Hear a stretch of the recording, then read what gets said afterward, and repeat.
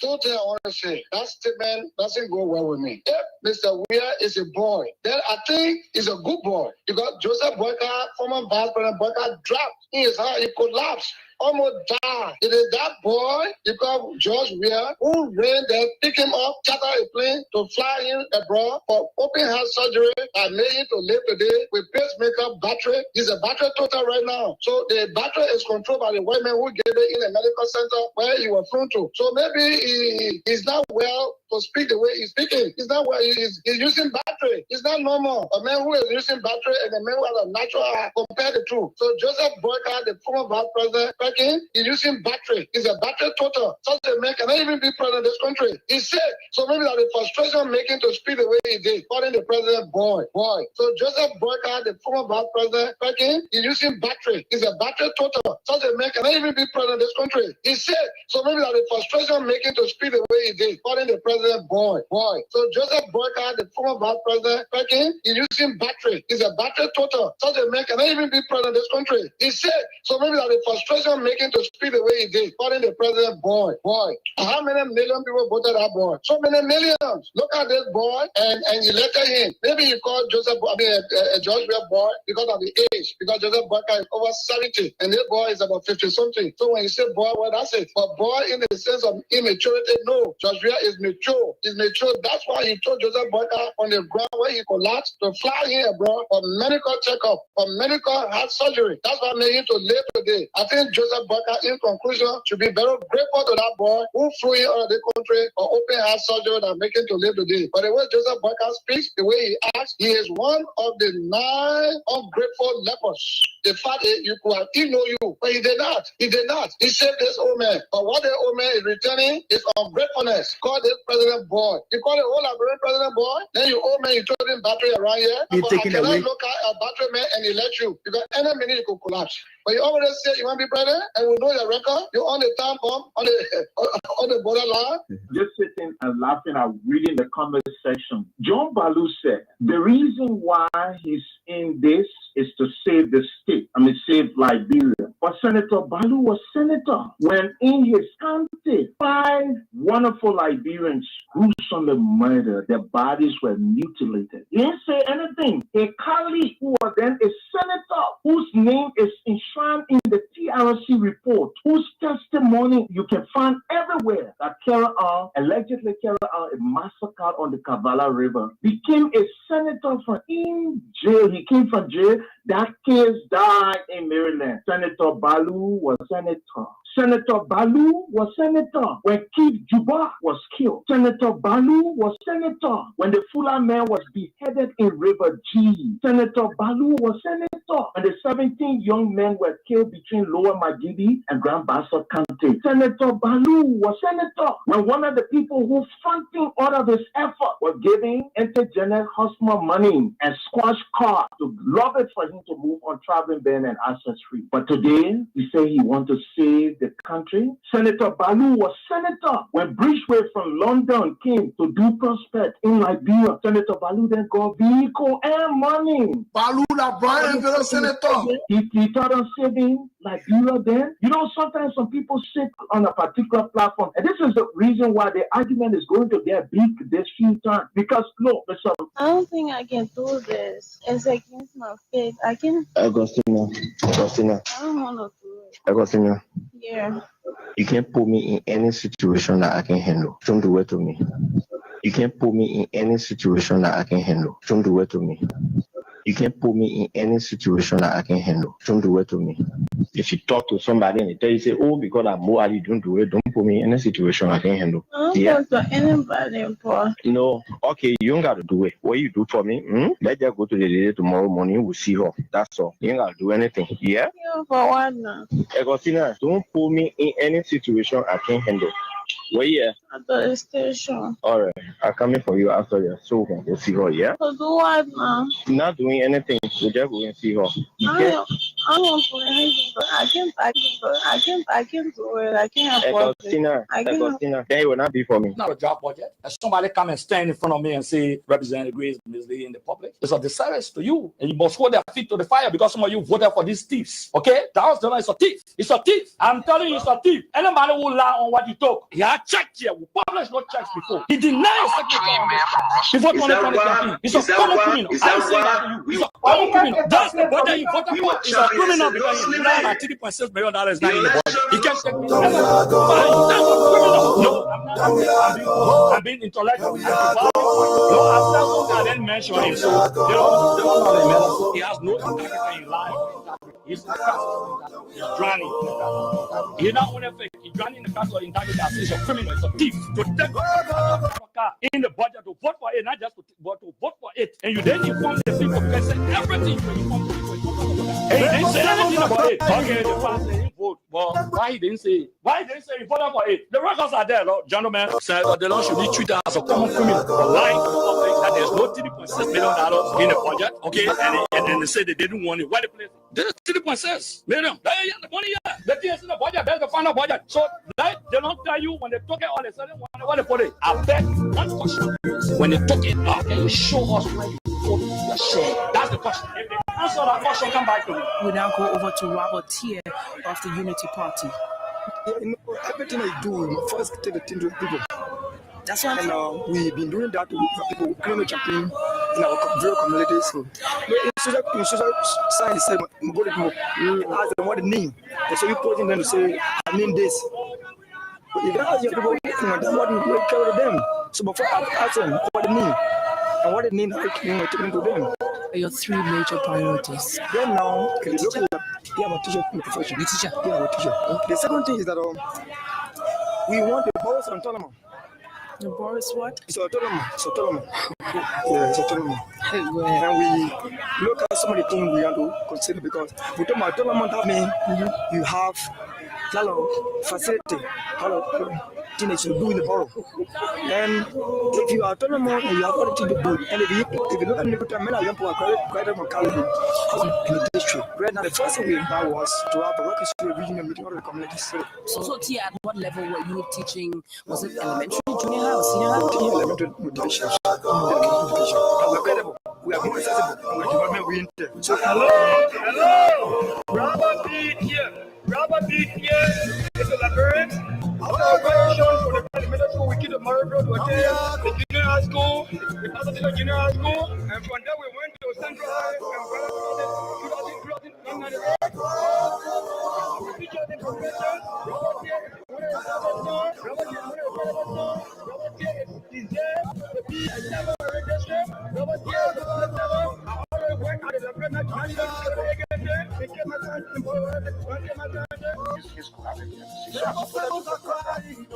knowing that man, you'll be tired. Okay. Knowing that you'll be tired, you have a heart. That's the truth. But the brain is going down. You don't feel me everything down. This is nature. My father, Bernard, I buy his paper. Every day I have to never call me temple before. I'm buying temple and I'm going to so I thought the owner could be president in 2017 and run for and he insisted he said, we run for one time. He insisted. I agree with him. 2023, no, I disagree. In my mind, he should rest. Find somebody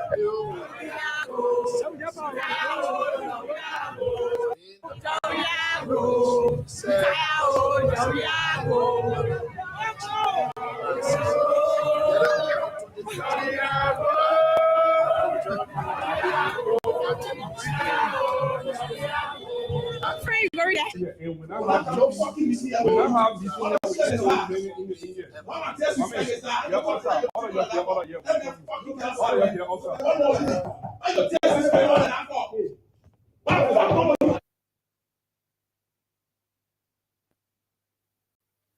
maintaining. As we navigate the complexity of governance, your partnership was incident of Liberia. I will remain. Our effort to bring a new regime, then we'll settle down with happiness. We go write paper for that 79-year-old man. He's talking to me.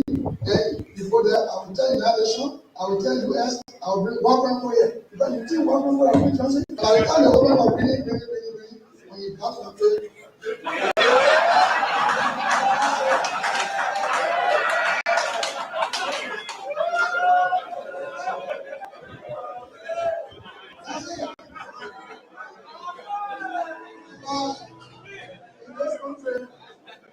When you elect a clown and you think that he will be a king, what he does is to convert the kingdom into a circus. This is what we must deal with, and this is what we must say. Who do we elect into our public offices? Because, as I've said before, when you allow hyenas to take care of goats, why should you be surprised when the goats are eaten? This is the same. And Africa is only going to realize our potential in all areas when, by dint of choice, we enable and allow our best men and women to serve in different areas. I've heard it being said about Lee Kuan Yew in Singapore. I've heard it being suggested about Mahathir Mohamad in Malaysia. I've heard it being said about Japan. I've heard it being said about other countries, but there was a conscious decision on the part of those individuals and the followership. We always talk about leaders, but we never talk about the followers. The followers must also style up. Africans on average are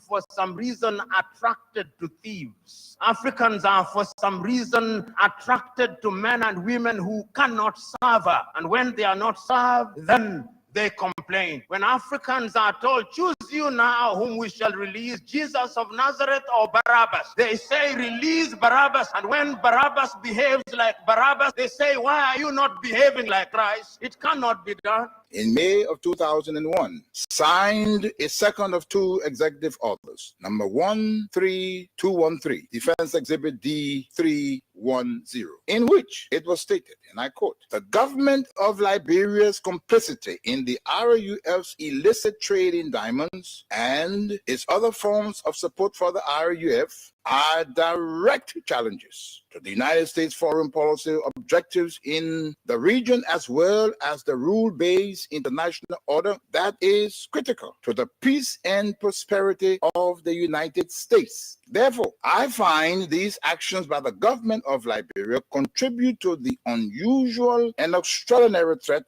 to the foreign policy of the United States described in Executive Order 13194, with respect to which the President declared a national emergency. This executive order did not say the alleged complicity, it concluded the complicity. The conspiracy was born, all systems put into motion, and here I stand today. I never stood a chance. This is the broader contextual matrix that regrettably did not and still has not seen the light of day in these proceedings, despite the gallant efforts by the defense to unearth and reveal the contextual framework behind the charges against me. Now, with the two executive orders, the dogs were let out, so to speak. What followed was a dispatch of the attack pack led by Lieutenant Colonel David Crane, Defense Intelligence, 30 years, prosecutor. He, Crane, unlawfully unsealed the court's sealed indictment to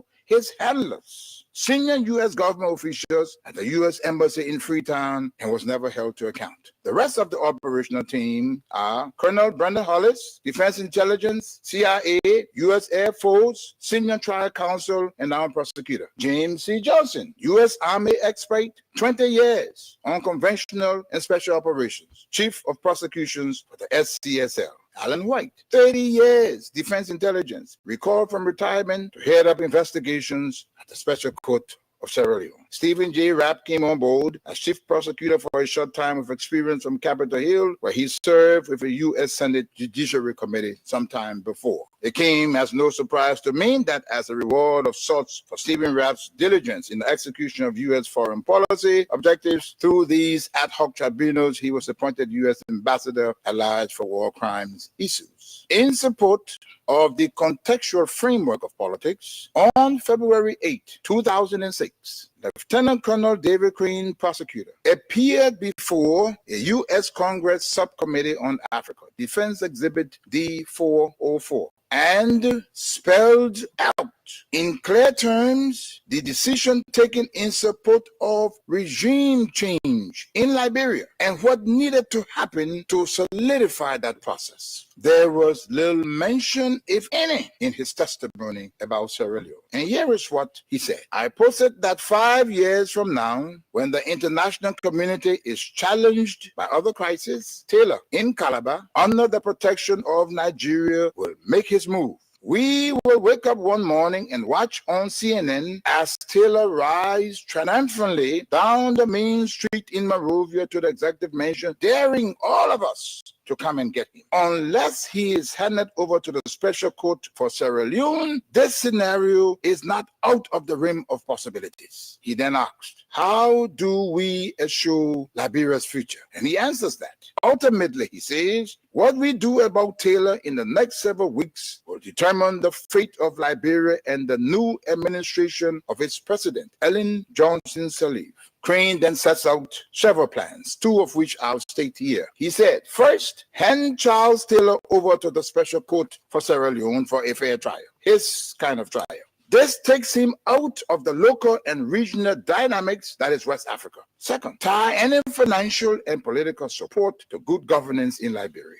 Time does not permit, but the exhibits are present. Not even the Nigerian nation was spared from threats and intimidation, as explained by Femi Kayode, press secretary to President Obasanjo, the Nigerian head of state, who was with him in Washington when President George W. Bush promised, and I quote, to bring Nigeria to its knees if Taylor was not turned over to the special court. And what happened? Obasanjo buckled and capitulated. Now, this demonstrates the significant pressure that was brought to bear on President Obasanjo, irrespective of his personal and leadership obligations to the West African sub-region. And therein lies the dilemma for current African heads of state and government, but how to enter into binding commitments and obligations with the African pairs and remain steadfast, resolute, and unyielding in their fidelity to those agreements in the face of such unrelenting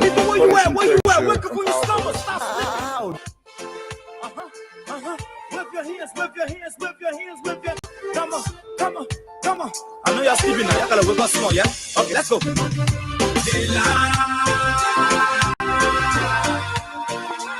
people fool us. The people lie to us. The government betray us. So much. I said they lie. The people fool us. The people lie to us. The government betray us. They can lie, they can steal, they can lie. I said we tired with their lies. We tired with their promises that led us to all our damages. We tired with that speech they preach in thee, and now you need to deceive us. The thing we saw, it frustrates us.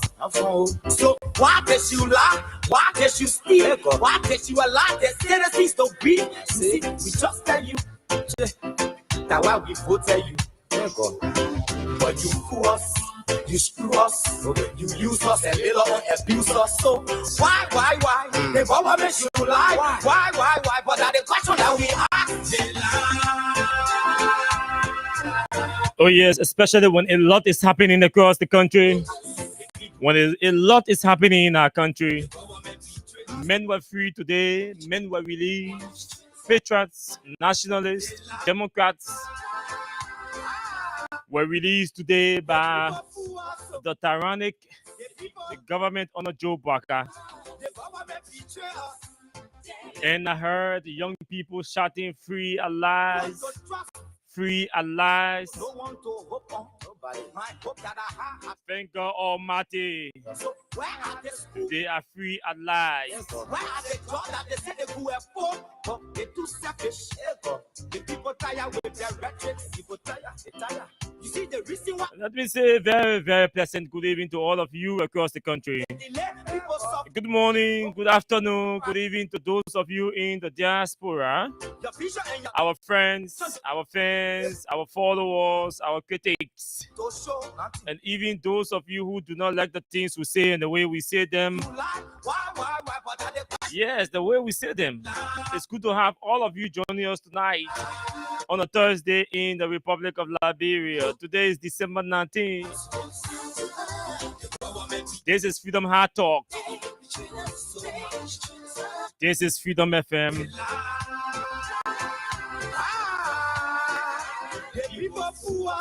And we are live from Kerry Street in Monrovia. This is Austin Kawa.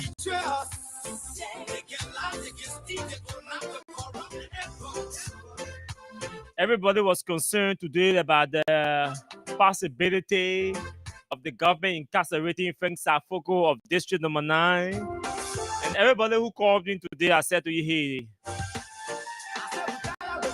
the government respects herself. The government is like the Sabuhe. It knows kids meet back. He said, hey, yeah, people say Sabuhe no, ain't no Sabuhe no kids meet back. The Sabuhe knows kids meet back. Kalasco and the rest of the other folks I'm told over 65 to 70 of them were released on today from different locations.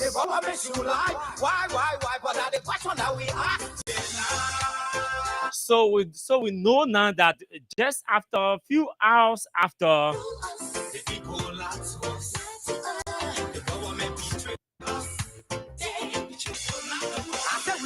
just few hours after the joint chamber of the House of the Legislature got burned, members of the majority bloc were in the building that same night, changing all the locks on the doors of the chamber that Councillor Kofa and his bloc was using.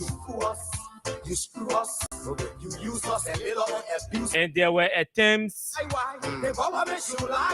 They attempted changing the lock on his door. We are told that authorities within the Ministry of Justice advised them not to try it, and so they disengaged. But you could see the attempts, the marks, the cracks on the doors. At the office of the Speaker of the House of Representatives, Councillor Fudanti Kofa. So Samuel Koga went and changed the locks on the chamber that they said they will not enter. My people don't want to. They seem like after building got burned.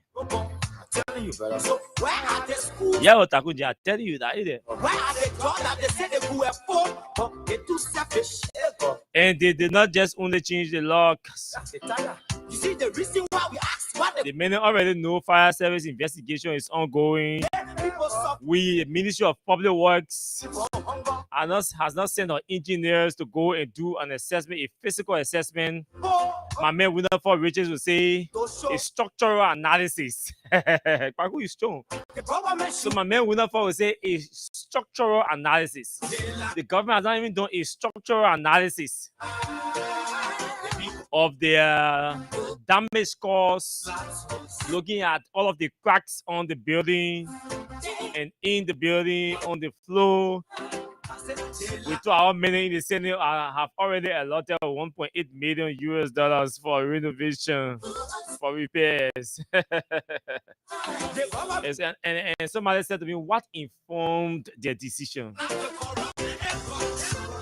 Then a UB man said, my man, the manager put 1.8 million there just so something can be there at all. Then other man said, my man, start standing there. You don't go to school, man. Budget is a projection. Projections should be informed that economics. It's not just from the thing, hey, yesterday, you think you imagine that you project.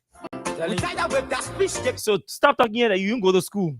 So I'm just sitting listening to the three of them arguing amongst themselves. Why did you lie? Why did you steal? Why did you allow the citizens to be? But that's the country we have. That's the society. Just in, Joe Barker has appointed notorious killer, a documented murderer in Castle Gloria Musu Scott, as chairman of the board of NOCA. Maybe that is the sacrifice she are going to make. She killed her daughter Shalom Musu for maybe that the government job that they have for the oh maybe that the government job she wanted, and so she killed her daughter. Probably that is the sacrifice she was making. So you see, folks, a lot of things are happening in the country, and we may think that the government of Liberia knows exactly the cause of the fire on the building at the legislature. The government knows the source of the fire that got at the John Chamber. You pay the government $1 billion. She will tell you, no, take your money. We will not publish the report. And they know that we know that they know the source of the fire.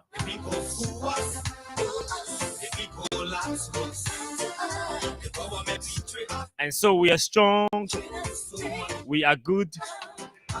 And these are things we'll be looking in tonight. We want Liberians to talk as well. And so we will be jointly talking tonight on these different issues. Calm down. President of Liberia has issued a statement. And there is a serious debate now amongst some journalists about the strength of the statement. But whatever the case is, that the PUL has issued a statement about the multiple attacks and threats against journalists in the country. You see the reason why we ask why the government betray. They are burning our cars. They are sending us messages insulting and threatening to kill us. They are calling us and insulting us and threatening to kill us. They are telling journalists and media workers about the day. Why? The government should lie. Why? But that the question that we ask, they lie. Liberia is in terror, somebody says. It's a horrific place to be. And so everybody has to be his or her own security, because the government is not willing to provide you security. The government is not willing to provide you security. The government is interested in chasing our citizens to their grave. And these are the things they do not want us to talk about.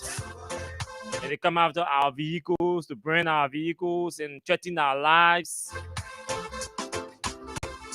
But these different forms of intimidation will not threaten us. They will not silence us. This show is proudly sponsored by Crime Stopper Liberia of Ome Simsayo and is in partnership with Radio Entertainment Liberia. Indeed, and not unique, they deceive us. The thing we saw, it frustrates us. Let me check my phone and see how much we are paying tonight. See how much we are paying out tonight. We just tell you that why we vote tell you. Okay, the folks say we are paying 10,000 Liberian dollars tonight across the board. Why? That means each person, each winner tonight who plays will walk away with 10,000 Liberian dollars. All you have to do is make sure you have 200 Liberian dollars on your mobile money account, or $1.50 in USD. Once you have that, you dial *799 *70#, and then you send and select option number 1 if you want to play in US dollars, or you select option number 2 if you want to play in Liberian dollars. Or whichever option you select, just send and enter your mobile money password. Again, the cash giveaway for those of you who will be playing tonight, all of you in fact who will be playing, we are paying $10,000 tonight to each of our winners. And all you have to do, make sure you have 200 Liberian dollars on your mobile money account, and you can win for yourself 10,000 Liberian dollars. 200 for 10K. So all you do, just dial *799 *70# and send. Yes, that's the short code, *799 *70#. You send, and then you select option number 1 if you are playing in US dollars, or you select option number 2 if you are playing in Liberian dollars.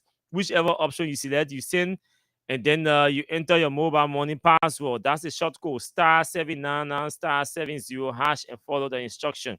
The instruction is just very simple. 2 steps. You are close to winning $10,000. So again, this program is proudly sponsored by Crime Stopper Liberia. And let's take a break from our sponsor, Crime Stopper Liberia. When we come back, we welcome all of you to the political fellowship tonight. And we're running straight up to 10 o'clock tonight. So let's take a break from our sponsor, Crime Stopper Liberia. And then when we come back, we welcome all of you who've joined us tonight and run into our discussion our different discussions tonight. So stay tuned, don't go away. Let's take this break from our sponsor, Crime Stopper Liberia. This break, we do this break.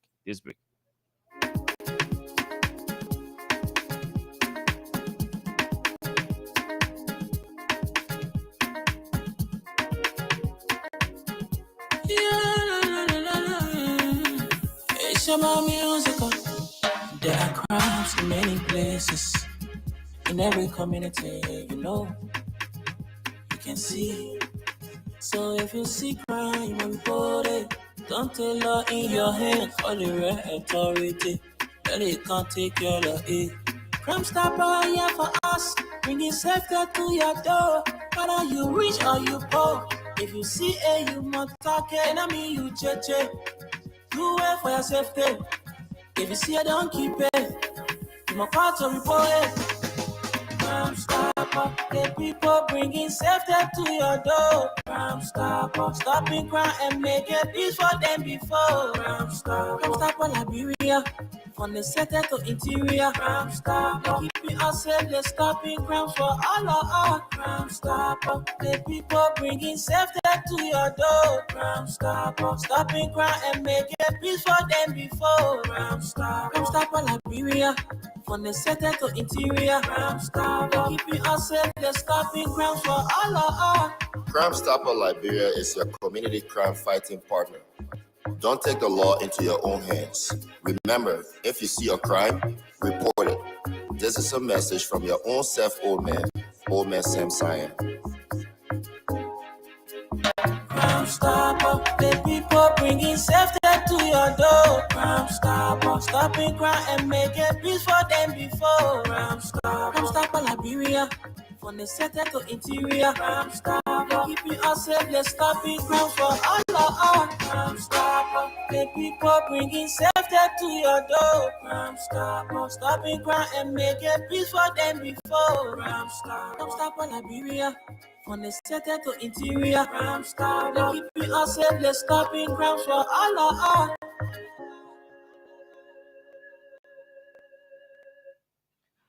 Okay. Thank you so much, OMSM Sion. Let's go to our Facebook page and recognize and welcome all of you who've joined us tonight. I will tell you a joke about a few or a couple of our fans we have in the diaspora. I was on a WhatsApp chat with them about prior to coming on the show. And we're about 10 or 15 of them, and 7 of them said something to me. And it's interesting. Sure, it's interesting. I'm going to say that. I didn't tell them I would say it, but I'm going to say that.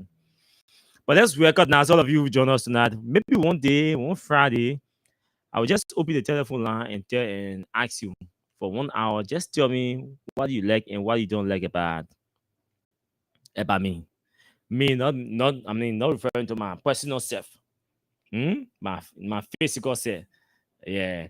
But what you like and what you don't like about the show, that Christmas at the end of the year, we'll have to review our performance. So there will be a show that will ask you or require you to review our performance, the performance of the show for the period under review. And so you will tell us what we need to improve and how we need to improve, how we can improve, where we need to improve. How do you, yeah, so we just have a conversation, a review of our a live review of our performance. So the only thing you gotta respect yourself, you gotta be respectful at all. But so we review our review because the conversation was interesting today. But folks, let's go. So Samson Carey has joined us tonight from Bannersville Township. George Watkins Jr. has joined us from District 13. James Lamy is joining us. Emmanuel Bro is joining us. Muyan Sharif is joining us. Agatha Glasgow is joining us. CDC Pape Success Keita is joining us.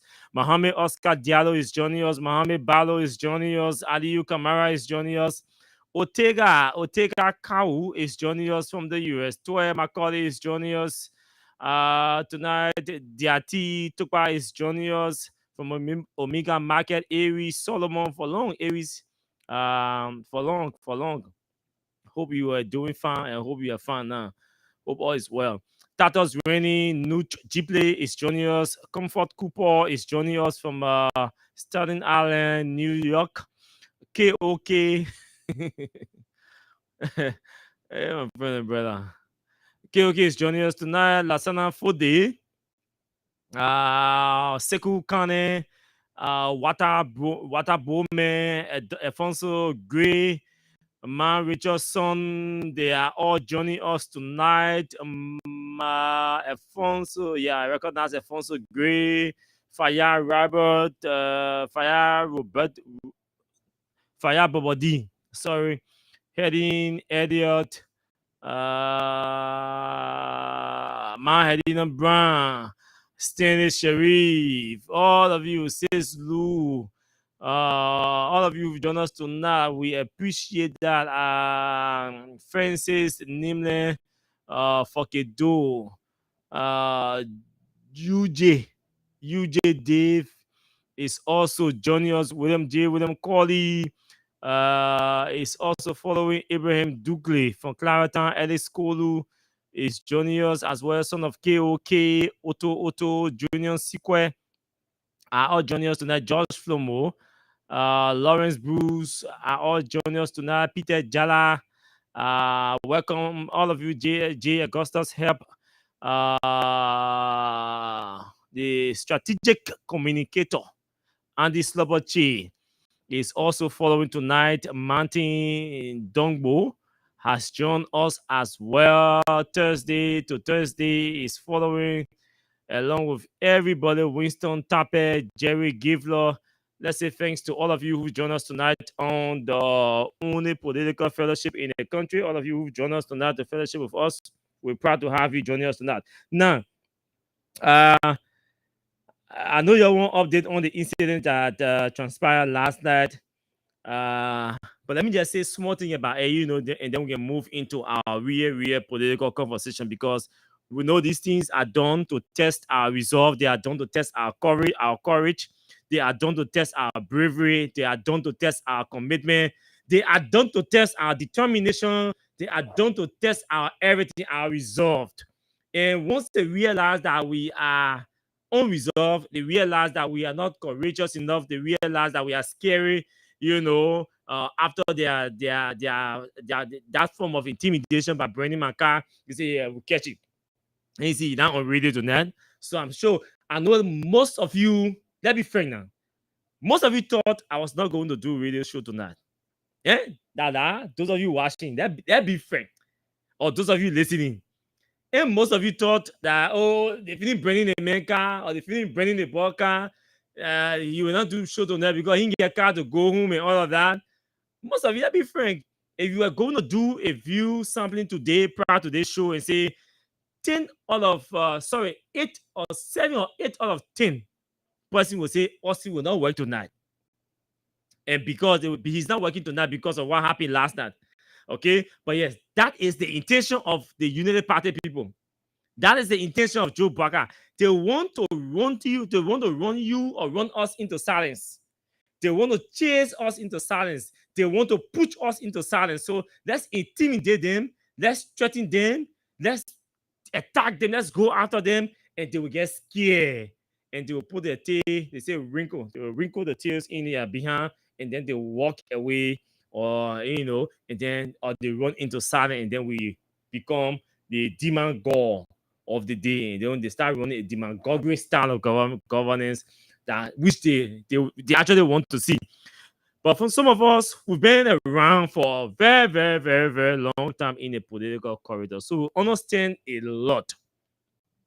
This is not our first time going through these things. The politicians can say we are battle tested. So these things don't move for especially so that car material thing. Don't forget it. But yeah, I said, folks, if you all can remember on Monday, David Colette and myself were doing the show on Monday, and we announced to you while we're on the radio. You heard me announcing or calling on the security guards and my boss who were downstairs, calling on them to make sure to bring my car in the fence and lock the gate. If you can remember Monday. Why? Because we're on the radio and receiving messages. That was not Monday, that was Tuesday, Wednesday. That was Tuesday. On Tuesday on the show, we're on the radio and calling on people, the folks, to bring my car in the fence, to bring their car in the fence and lock the gate.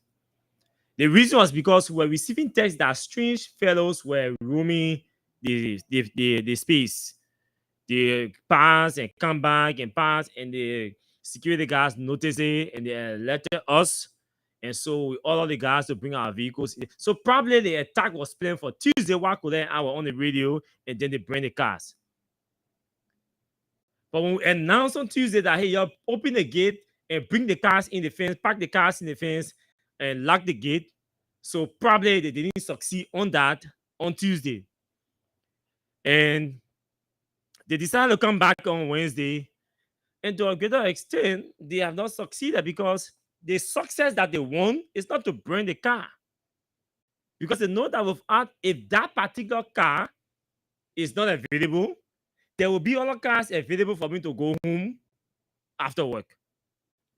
So to a greater extent, they did not succeed. Besides that, the motive or the intention was not to even prevent it. The intention was you bring his car, it will get to him, he will get scared, you'll be afraid, you start wearing fear, and he will now want to come to do show in the night again. And once he does not come to do radio in the night, all the other employees at the radio station will say, no, I'm going to sit in our store to go do radio show, political show in the night. Then what happens? The 8 to 10 schedule at night on Freedom FM, they succeed in reducing it to just playing music. Because everybody is afraid to come and do political show 8 to 10. Then they succeed. So we know the strategy, we understand the intention, and we say, hey, even the vehicle, you didn't succeed because the vehicle burning, there must be an intention. The intention of burning that vehicle was to push me into silence, to stop talking. So the fact that you burn the vehicle and I'm still talking, I'm still here, and I will still go home after my show, it means you have not succeeded. You only acted. But the action did not yield the expected or the anticipated result. So you didn't succeed. You acted, you took action. And the action was having an intention or expectation. The action came with an expectation. So that expectation was, let me do this and I get this result. But you did this, but you didn't get the result that you expected or that you anticipated. So you only took action, but you didn't yield the result that the action anticipated. So to a greater extent, you did not succeed. So Baga failed again on another front. So that's now today we were called by the police, even though they came here last night and everything. Initially, I said to you, I didn't want to get involved with going to police station because, hey, I believe that even if it is not sanctioned by the authority of the police, I believe that there are some. I don't want to believe that the police is innocent to this. I don't want to believe that state security, let me not say the police, but state security I don't want to believe that. I'm convinced, I'm 100% convinced that the state security is aware. They sponsor this, they plan this, we saw this coming. The fact that ever since they started stealing my vehicle plate 1111, they stole the first plate from the front of the car. That was the first time. How did I know? I was driving, I did a show that night, and I was driving to Buchanan, to Grand Bassa. That same night. When I got to Vamuma, the police officer stopped the car. I was there, they parking the car. I'm shocked. Because the vehicle is registered, insured, my driver license is valid, and everything intact. The two license plates are on the car. So when the guys stopped me at Vamuma, I was like, but why are they stopping the vehicle? So I said, maybe they want to check in the vehicle and everything. So I slowed down, brought the windshield down, and then the police officer, I'm talking about 3 months, no, it was around June, July, yes. So that's about 5 months ago I'm talking about, when they stole the first license plate. So the guy parked the car. He said, well, excuse me, sir, why are you not using, why is the vehicle not having plate? And actually, I must admit on the radio, I was aggressive because I just even the show, I was tired. I wanted to run to Bassa for a very important program. I had to sleep in Bassa for the program in the morning. So I didn't want any delay. So I became emotional. I said, well, how will you tell me not play on my car? You can see good? And the officer recognized me by my voice. He said, but the voice is looking at someone that I know. He says, Chief, there is no plate on your vehicle. And all of emotion, I got down from the car. When I went there, I was embarrassed. And actually, there was no license plate at the front of the vehicle. Fortunately for me, the mechanic was in the car, and my board team was also in the car with 2 other persons. So I told them to check at the back of the car. When they checked at the back of the car, the plate was at the back. So I told them, relocate the plate from the back to the front. But the police officer there who already parked me, he knew me. In fact, we even took pictures that night. He said, man, I beg you, I want to take a picture with you. So we even took photos that night. When I came from Bassa, after 2 weeks, after 3 weeks, the police officer stopped me again at the checkpoint to St. Paul Bridge, where you have the Allen Clinic checkpoint. Then he parked the car. Normally there's a checkpoint, so he stopped the car and walked to me. Excuse me, sir. And between me and you, I pass there every day frequently because that's where I live. So I was shocked when he impounded on me when he parked the car. So I put the inside lights on, and then he was not concerned about checking in the car. He was concerned about the plate. So he said, but sir, your vehicle doesn't have a plate. I said, you sure no plate on that vehicle? And I was coming from Wego, not knowing they had stolen the plate from right outside the car was parked outside. They had stolen the second plate from the car right outside. So I said, you sure no plate on the car? He said, I'm telling you, no plate on the car. Your car does not have a plate. What happened to your plate? So one of my boss got down from the car and went and checked and confirmed that there was no plate on the vehicle. Then it clicked to me that it became concerning. Like, I left my house and went to work with plate on my vehicle. Come to think about it. Not just that, but I parked the vehicle at the office and went upstairs. The owner plate was still on the vehicle. When I left work, the radio and went and boarded the vehicle. I did not check the car. I just started driving, going home. Not knowing no plate was on the vehicle. If that officer had not even stopped me to ask me for a plate, it means maybe I was going to be accusing people in my yard, of taking the plate from the car. And I was say, oh, maybe the person came here and took the plate from the car.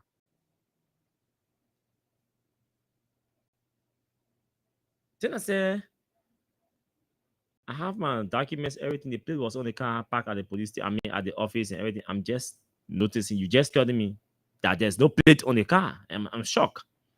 And they were magnanimous enough. They said, let me inspect your documents. I gave them the car document, the insurance, my driver license, everything. They say, okay, but you have to work on that because if you will not know that no plate on your car, it's alarming, and you have to find a solution to this. I said, okay, yes.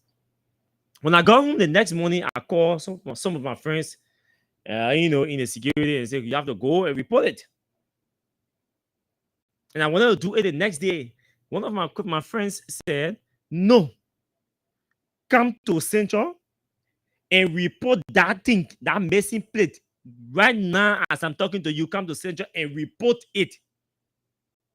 I said, which division responsible? I think he said traffic or ticketing or something.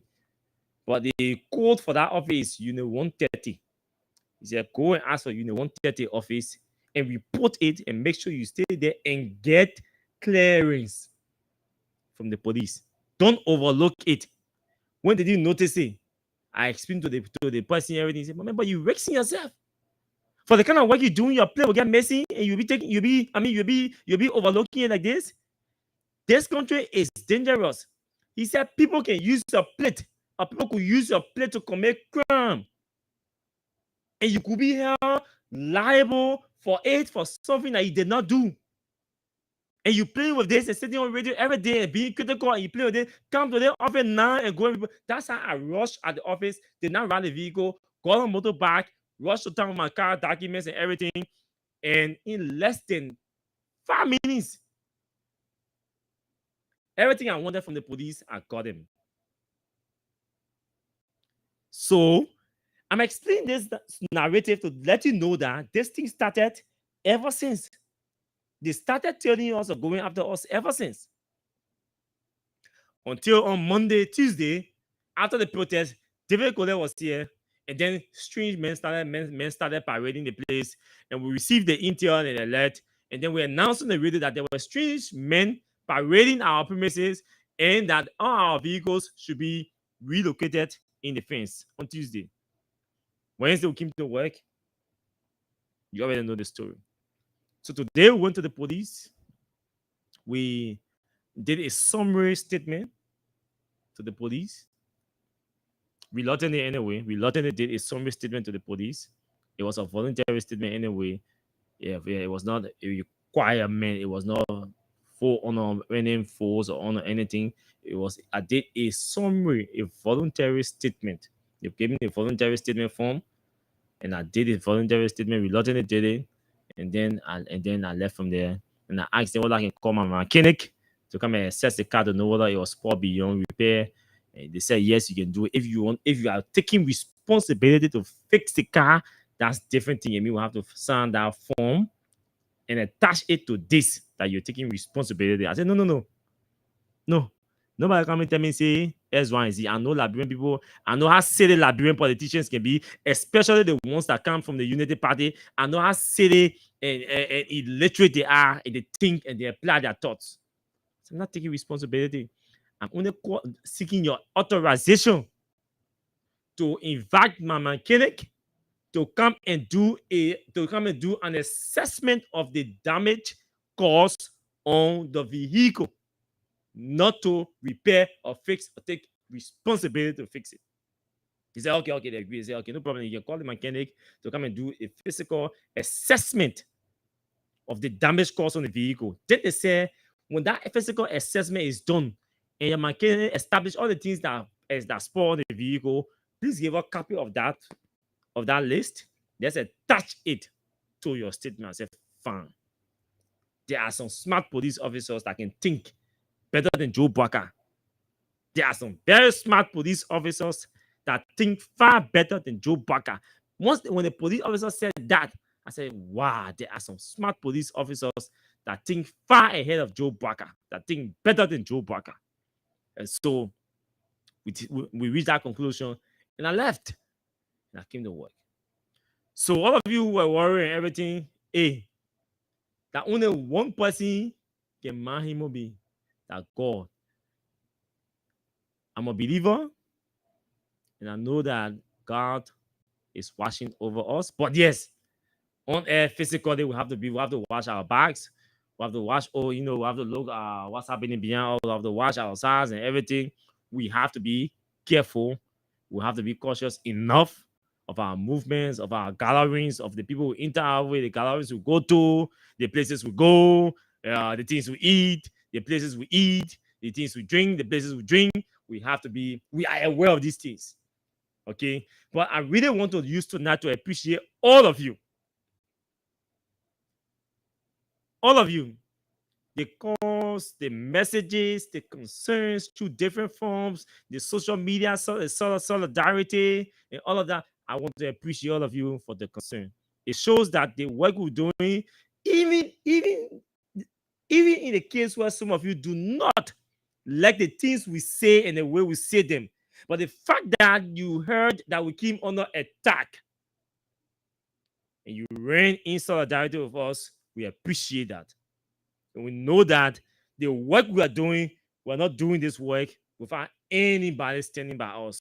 You, the Liberian people, you are standing by us. You know, Nelson Mandela said, a winner is a dreamer who never quits. Yes. The great Nelson Mandela, he said, a winner is a dreamer who never quits.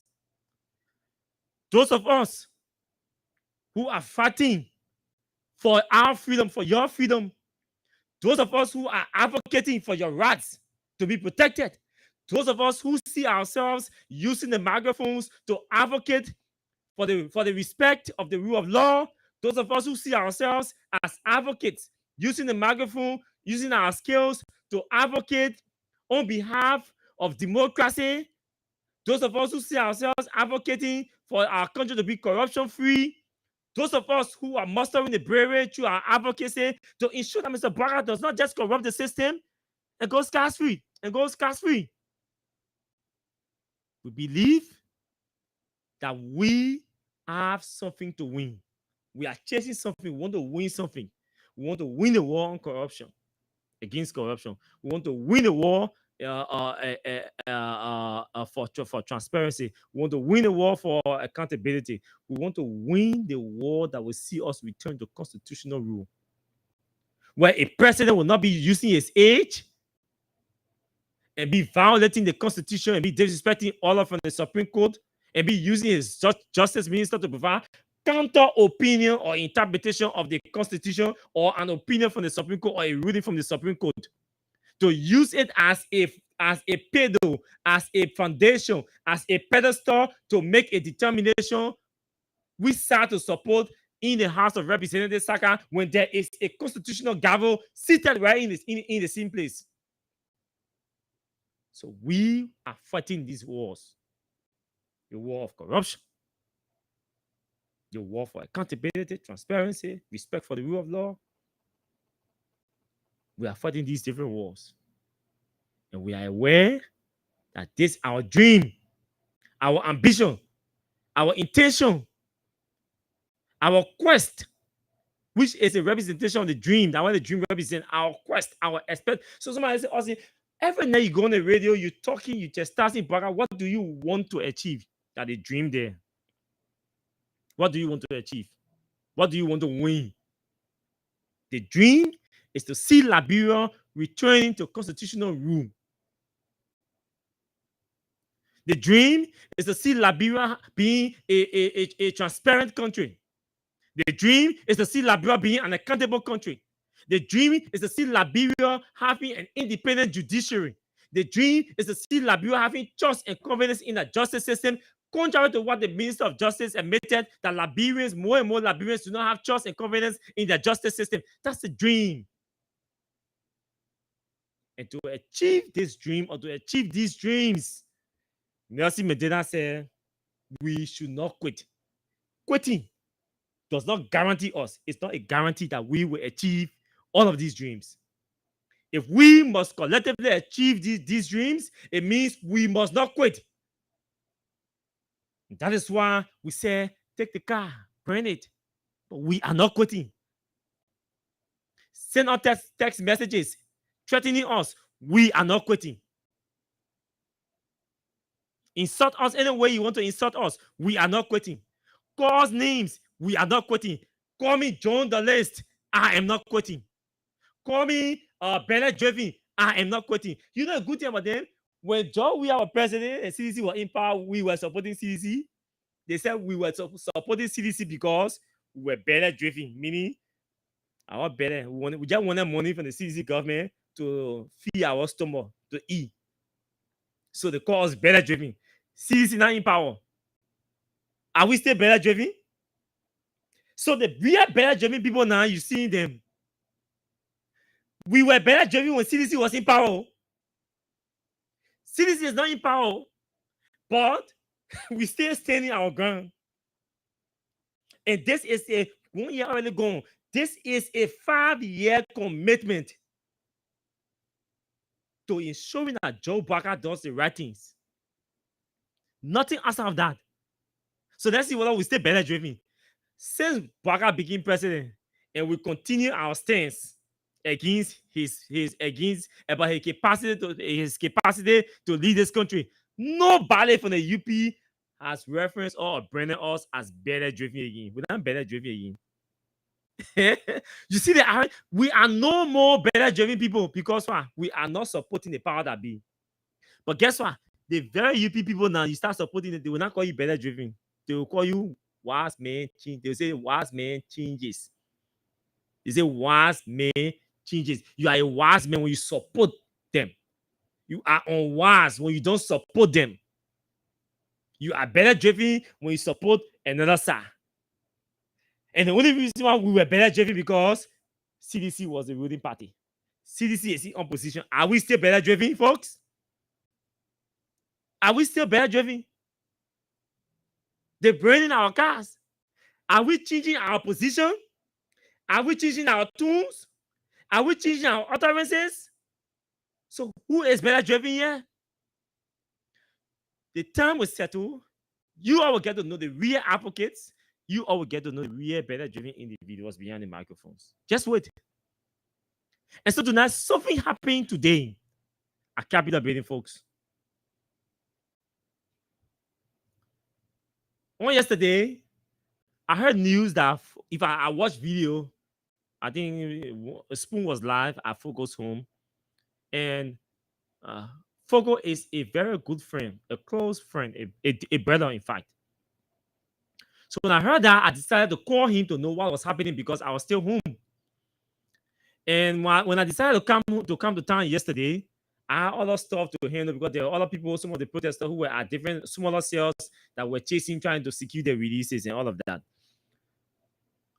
While on my way to Central, the environment, the atmosphere didn't look comfortable for me. It was too hostile. And as I'm not going to, I was talking to the other smaller places and make sure that our folks are there, who are there, they were intact, they were in good condition, whether they have eaten, make sure they've eaten, whether they've gotten something, whether to drink and all of that. So we did small rounds and things, and we made sure they were intact, they were good, and all of that. Then I saw the lab that Foco, whom is being guarded by opposition, by state security personnel, armed. Why? I only heard the journalist saying they say he's wanted.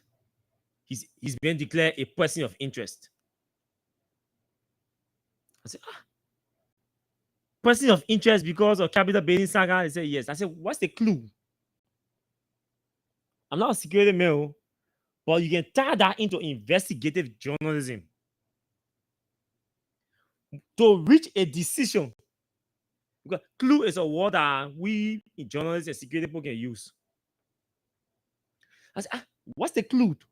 Because to just say this person is a person of interest, to arrive at that decision, you must have clue. And you must trust it must come with some kind of small, even that tiny evidence to convince you before making that pronouncement that somebody is a person of interest. You see, like the Gloria Musu Scott case, why did Gloria Musu Scott become person of interest? Why? Gloria Musu Scott did not become person of interest because she spoke or because she made statements or utterances. No. What happened? The incident transpired in her home. At her home. Now, the first thing I'm not security man, but as an investigative journalist, the first thing a decent journalist or an investigative journalist want to establish is first say, where did it happen?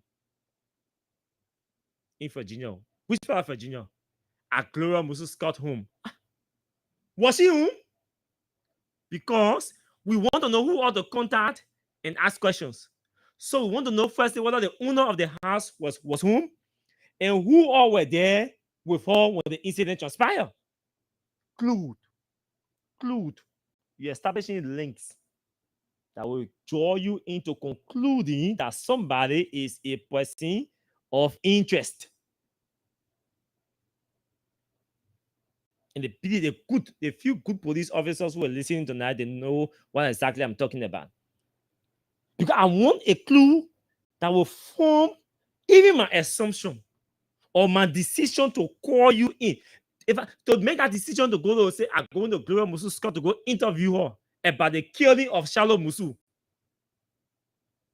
Something must inform my decision.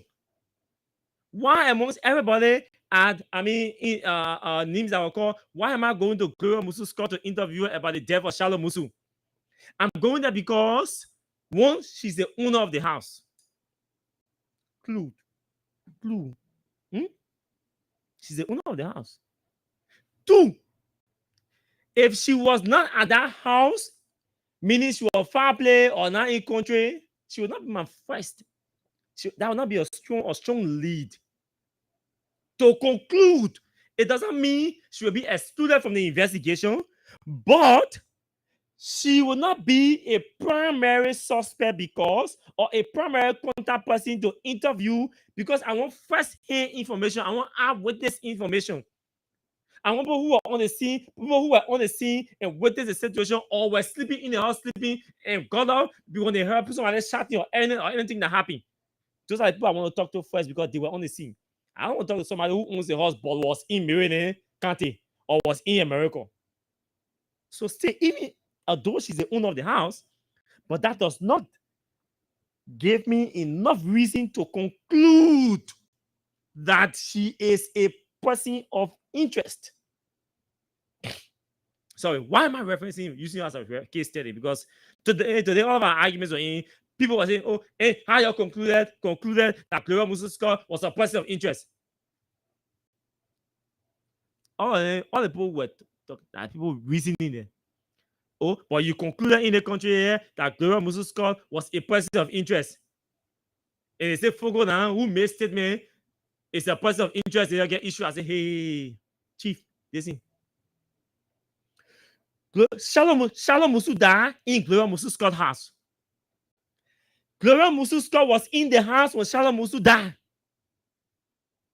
Gloria Musu gave us, when Charlotte Musu died, Gloria Musu Scott did not call police. She did not report the case to any police. What she did, she got in her car according to her own narrative and drove to former Minister of Justice's house, Musa Dean.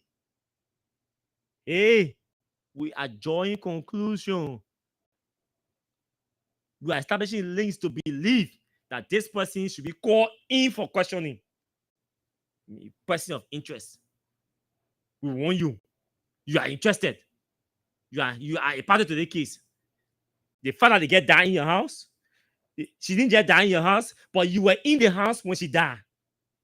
Not just that you were in the house when she died, you said you witnessed scenes, different scenes, because you did a narrative about how somebody entered your house and you use a pepper spray on them. So you participated in the scene. The fourth one is that you said when the incident happened, you drove. You got in your car. This is the process is the car was not on. The car key was not on. The car key was positioned somewhere. So it means that man was never disturbed. The man was well processed. The fact that the man went to exactly where the car key was,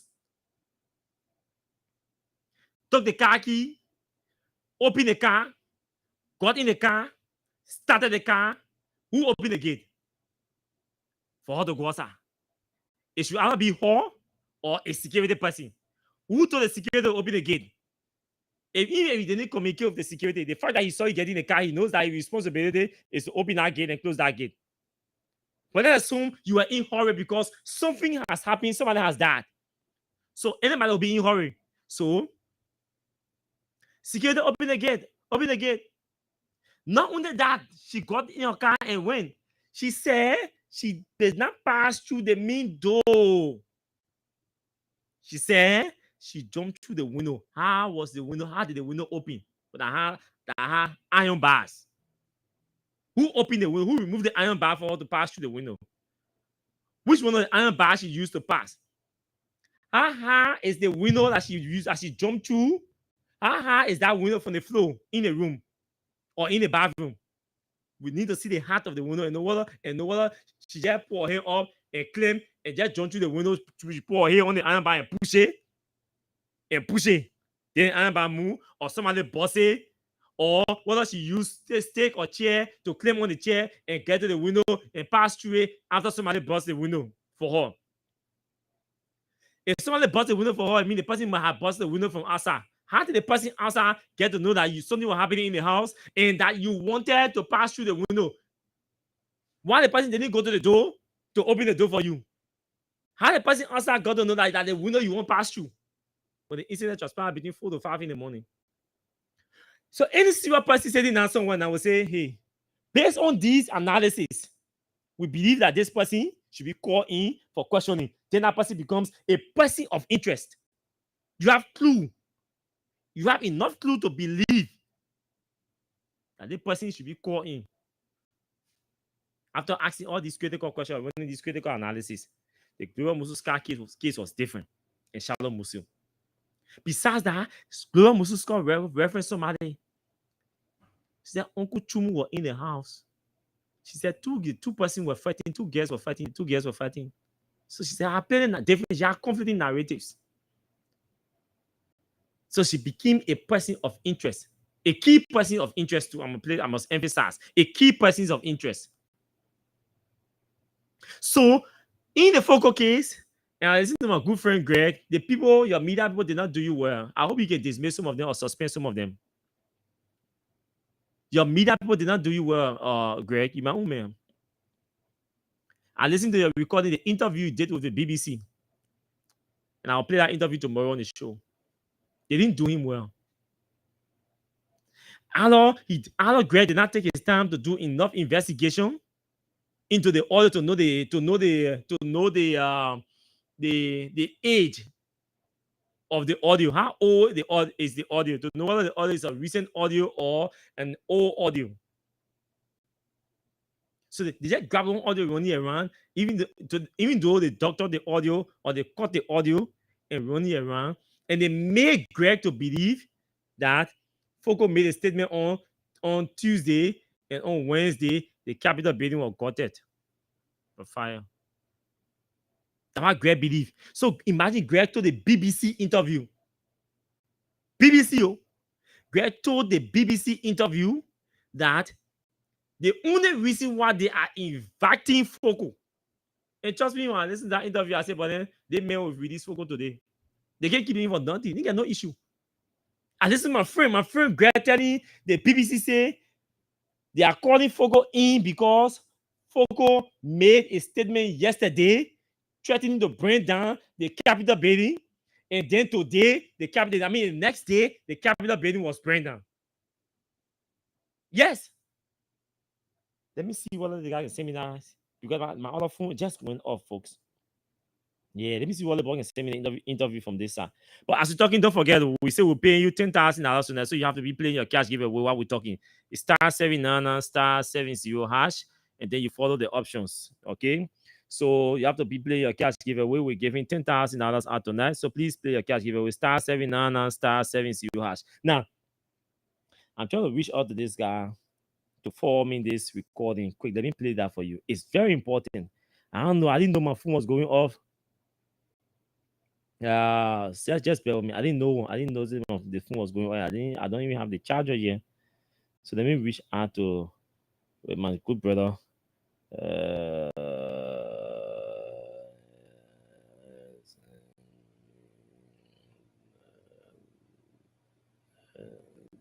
Okay, I'm coming here. Let me get this quick. Okay. So let me see what anybody can come here. Anybody can come here and talk to this person off the video. Anybody, whether it's team, anybody out there, Kuso, please come and get this phone and just so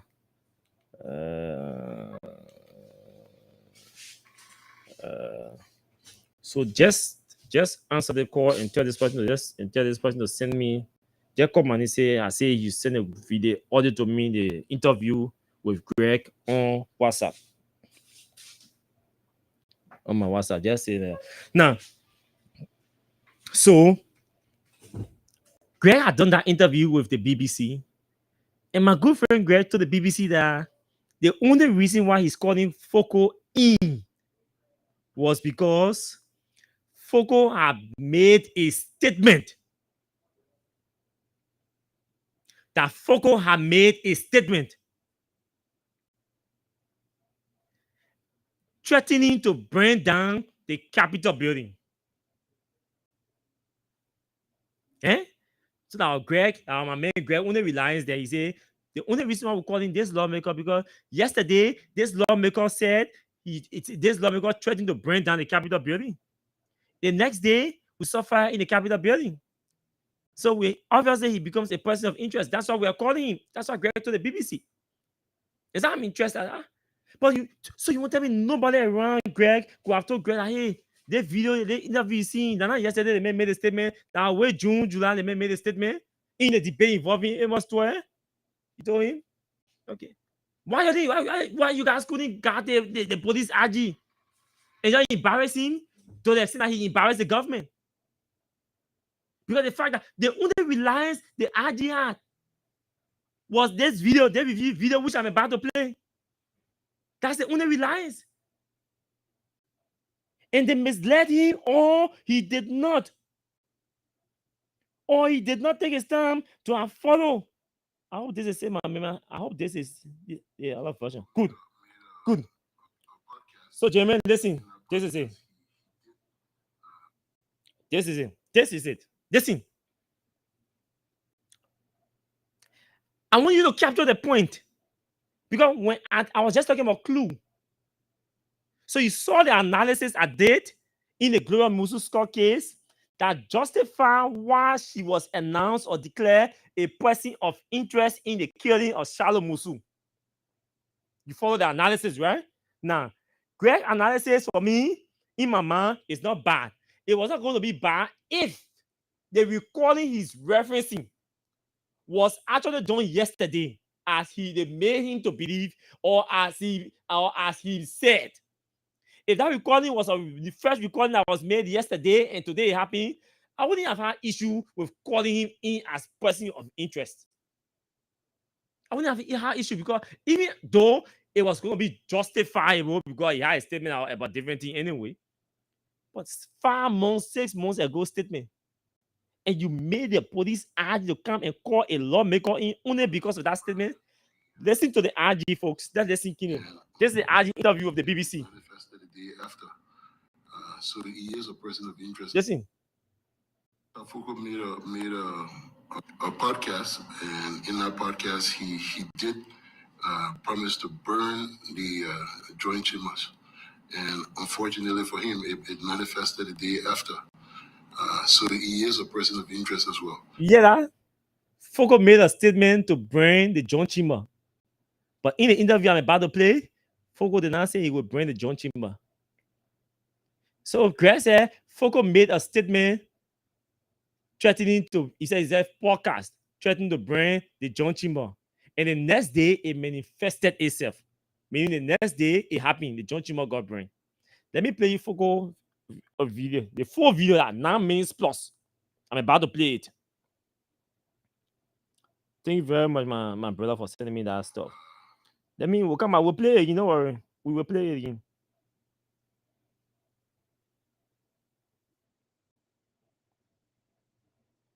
So let's go. Where is this one? Okay, here is it. Let's play you the full video, 9 minutes. This show has to be facts driven. Okay, we can't just be talking without facts or evidence, without reference. That the references, the contents that we reference now, I can make the show sweet. That you can't even check for near your radio. You can't even be worrying with your data branding by watching us. So let's play the full video. It's 8 minutes, 13 seconds. So exercise patience. Let's listen to Foco. And so if you're here, I think it's important you come and put this video on the screen for those who watching. So they see Foco coming from in the chamber. You see, if you watch the video, you see him coming from in the chamber of the house, angry with reporters chasing him, asking him why is he angry and everything. And you will hear him explaining the direct reason why he's angry and the issue that he's angry about. So please come and put this video on the screen for those watching. We're gonna be cheating the other people. I'll send you your video. That video, Foco, you have it. Please put it on the screen for our people. People on the screen. So folks, don't forget that we're waiting. We'll pause the show and the Kuso can come in and put the video on the screen for everybody to have equal and fair share of it. We have to do this today because it's very important. Foco was humiliated, intimidated, harassed only because of this perception. Only because of this perception. So you subjected a lawmaker to harassment and intimidation. You went to his home, besieged his home, barricaded his home, breaking on his door, armed police officers entering his house, peeping through the windows as if to say there is no official channel to go or invite a lawmaker. Just to realize it was on the basis of a 6-month-old video. You did all of that to a lawmaker. You caused havoc in the community. You caused havoc in the country because of a 6-month-old video.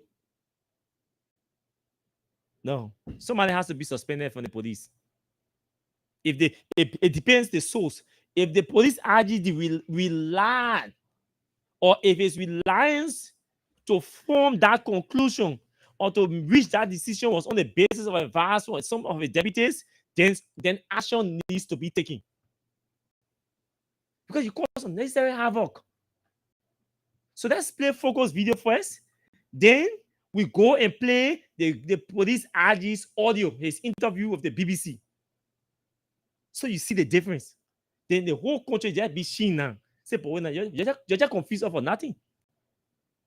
So while we're trying to upload that video, let me check and see what I can do. Whether I can give somebody $10,000 quickly while I still try to upload that video. It's very important. It's very, very, very important. Let me see whether I can. Let me see whether I can.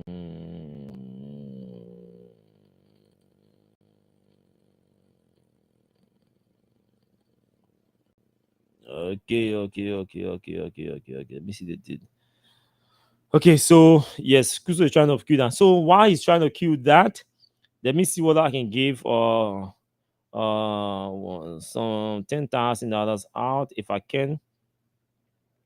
We will keep going through, but you have to play the cash giveaway. So just be playing while we're trying to cue that. Now don't forget the short code. I know I can talk too fast, so I'm calling. Let me take my time. The short code to play the cash giveaway and win $10,000 tonight is *7 *70#. Yes, *7 *70# is the short code to play. *7 *70#. That's it. Okay. So that's it. *7 *70# is the short code to play cash giveaway. Okay, with $10,000. Okay, so yes, so listen to this. What they buy this, right? So listen. What actually expected to happen? What actually expected to happen? They said in the community room. They don't respect the law. The past administration were the ones they don't respect the law. If they don't respect the law, there will be no section. We will disrupt every section until they respect the law. You promised you fight to bring tongues until contest it. Do you want to say? Yes, I meant it. Do you think that language is second or too? Yes, I said it. So they are nincompoop. They are nincompoops. And you say you're going to burn the chamber. They are nincompoops. I will burn that steel. You want to burn the chamber? If you have some grievances, why you can take it to the back? No grievances. Why are you so angry? I'm angry because of the Liberian people. Why exactly make them today? The Liberian people are not protected by us. The speaker is a speaker for the law. Nothing here that is on the agenda for the Liberian people. You guys are compromised. And I will tell you, Lord, gentlemen, you guys, even the journalists, just a minute. Explain to us why are you actually angry? You are following section. What actually happened? The LPRC boss, he tampered with the law. He took money that he was not authorized to take by law. And it was compromised by the legislature. So who are the Liberian people depending on now? Who are the Liberian people depending on? So, who are we depending on? Is it compromised? It was compromised. Let's consider about a CDC. I'm talking about Liberia. No, but Liberia is above everything. Liberia is above United Party. Liberia is above CDC. Liberia is above ANC, and Liberia is above any political party. Getting angry emotionally. I'm emotional. After you pushed for a specialized committee, which was not done. Why were you pushing for a specialized committee? Yes, because we need witnesses to make sure that this process and the law is respected. That's what we want. You threatening to burn down the chamber. Yes. Why? If we cannot prioritize the Liberian people's interests, for which we are sent here from the 73 districts, we should burn that session. You think you can do that? I'm very serious about it. To burn down. I'm telling you that if the Liberian people, JFK got issued, even our staffers at Capitol Building, there is no bus to take them home. There is no bus to bring them. There is no health protection for them. No insurance here for them. Now look at JFK. Now look at Redemption Hospital. Now look at the teachers. And we look at the University of Liberia. The children don't have chairs to sit in at the University of Liberia. Now look at public schools, Tottenham, and other public schools in Liberia. So they are not taking into consideration. For that reason, your police are corrupt. They are a bunch of nincompoops. They will burn down. I tell you that will burn down this section if these people don't work for the Liberian people. What difference would have made if the speaker was actually punishment? We will follow the process like we did. You saw we went there professionally prepared to ask those professional questions that this guy break the laws of the country. And when you break the law of the country, there are consequences come with. What evidence do you have if you want to hold them back down? You were there. You saw you saw the evidences we have. You heard those legal questions that the speaker was asking. How can you circumvent the Constitution to one paper? How can you do that? The minister said the PFM law that was Chief, passed by this legislation. read Article 34D. They see Article 34D. Are you reading Article 34D? I mean, I'm reading the number I just read. So why can you go read it? No, listen to me. You cannot debate on what I know. Okay. What I know is the Constitution is a law. And I quoted the law, and you listen to my quotation. No, my question, Sorry? I said my colleagues. The speaker is part of my colleagues. The speaker is a representative. That's too strong. That's too strong. Most especially because I'm better. I'm better not because of political party. I'm better because the Liberian people interest is not taken first. What do you think is the way forward? The way forward is for us to respect the Liberian people. What is that interest you want? The interest is if somebody breach the law, the law should prevail. What do you want? Not what I want. It's what the Liberian people want. The Liberian people elected us here to represent them, to speak on their behalf. There are a lot of communities here, no electricity. There are a lot of communities here, no potable water. Why will Liberia be discussing lack of potable water? Why will Liberia be talking the issue of electricity? They say about the fact that I have a CDC speaker. I'm not here for that nonsense. CDC speaker. Who do you call CDC speaker? We are talking about Liberia as a CDC speaker. If that is honorable, you consider that. I said nonsense. Oh, man, are you talking for me? Are you think what I want to be expelled. I want to be expelled. I want to be expelled. Is this the only way forward? Don't be a good yeah, let them bring the person who got through out for district. My district, no, I'm talking for my district. My district got flaws. There are flaws all around my district and all our districts. Go to district city. Go to district for people right, to go to their homes. What is this legislature? What extra appropriation? What kind of emergency session are they calling for us to go take care of those people? You didn't raise the things when I raised them. When the environmental protection agency was you were there. You were there when I raised it. You were there when I spoke. You here today with Keke. It's not an issue. I'm not interested in lawmakers who come here to no. So because those lawmakers are raising concern, and their concern is their legitimate right. Joseph Boyka having over five bulletproof cars, and he want lawmaker to ride Keke. He's the president. The same way I'm the representative. He was elected the way I was elected. How long will you ride that Keke? Chief. How long? Chief.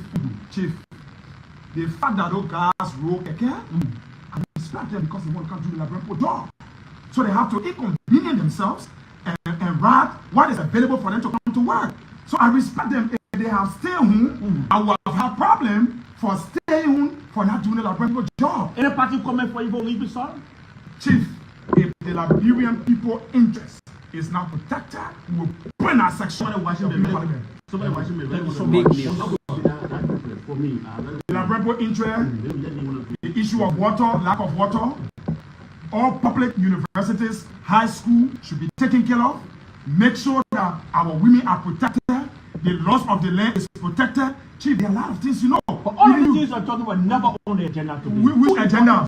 Now, why we asking for you to get on the agenda and they don't? So for the fact that they don't want to get on the agenda, it means that they are not interested in the Labrampo. Is it the speaker who preventing them from coming? You know, you are aware. Is it the I've been raising this issue. I've been raising this issue. You saw those guys in there, those the party lawmakers. You see the kind of recklessness they own in our play. Those guys are very reckless. You think we're running parties in government? That anything comes from the air minister or who come here? No more, son. You are in majority. Chief, I'm telling you, did I say, I'm telling you the legislature. I'm part of the legislature. I'm there, I'm telling you what is unfolding. Thank you very much. Why were you here when I stay away from the retreat? Why were you here? Why did you stay up? Because they were not in the interest of the Liberian people. Honorable Coco, Honorable Coco, you are a member of the legislature. Don't you think there is some other way that you We other way. We other way. I wish we were in Kenya when the Pope went down the whole session, the whole parliament. You did special way when the Labrampo people are not protected. We have to protect the interests of the Labrampo people. Thank you. Thank you so much. So that's the voice of Honorable. Thank you so much. So I played that video. Just keep it cute, so we'll come back. I played that video for you to listen from start to finish. So you see, there's a few second videos circulating, making it to appear that that's only the video. The utterance. Hello. Yeah. How are you doing? I'm okay, sir. This is Austin Kawa. I'm calling you from Freedom FM. I know, sir. I listen to the station. What is your name? I'm Sylvester Johnson. Sylvester. Sylvester Johnson. Johnsson. Okay, Sylvester Johnson, we should have political show, so we can talk plenty on the show too. But you want for yourself $10,000, and we are sending your money to you, Jenna. Thank you so much. Thank you, sir. Okay, so Sylvester Johnson is somebody, one of our first winners on there, who's working there with $10,000. Now, folks, let's play you again, Greg Como. So you listen to Foco clearly, very clearly. Let's play you what the police IG had to say about this audio, or about why Foco became a person of interest based on their analysis. Let's go. The Honorable Kufa also made a post. Foco made a podcast, and in that podcast, he did promise to burn the joint chambers. And so you see the first misinterpretation and misinformation from the police as you were. Foco did not say anywhere in that audio that he's going to burn the joint chamber. The joint chamber. So the IG was not on top of his game on this issue. Okay, let's play again so you hear it.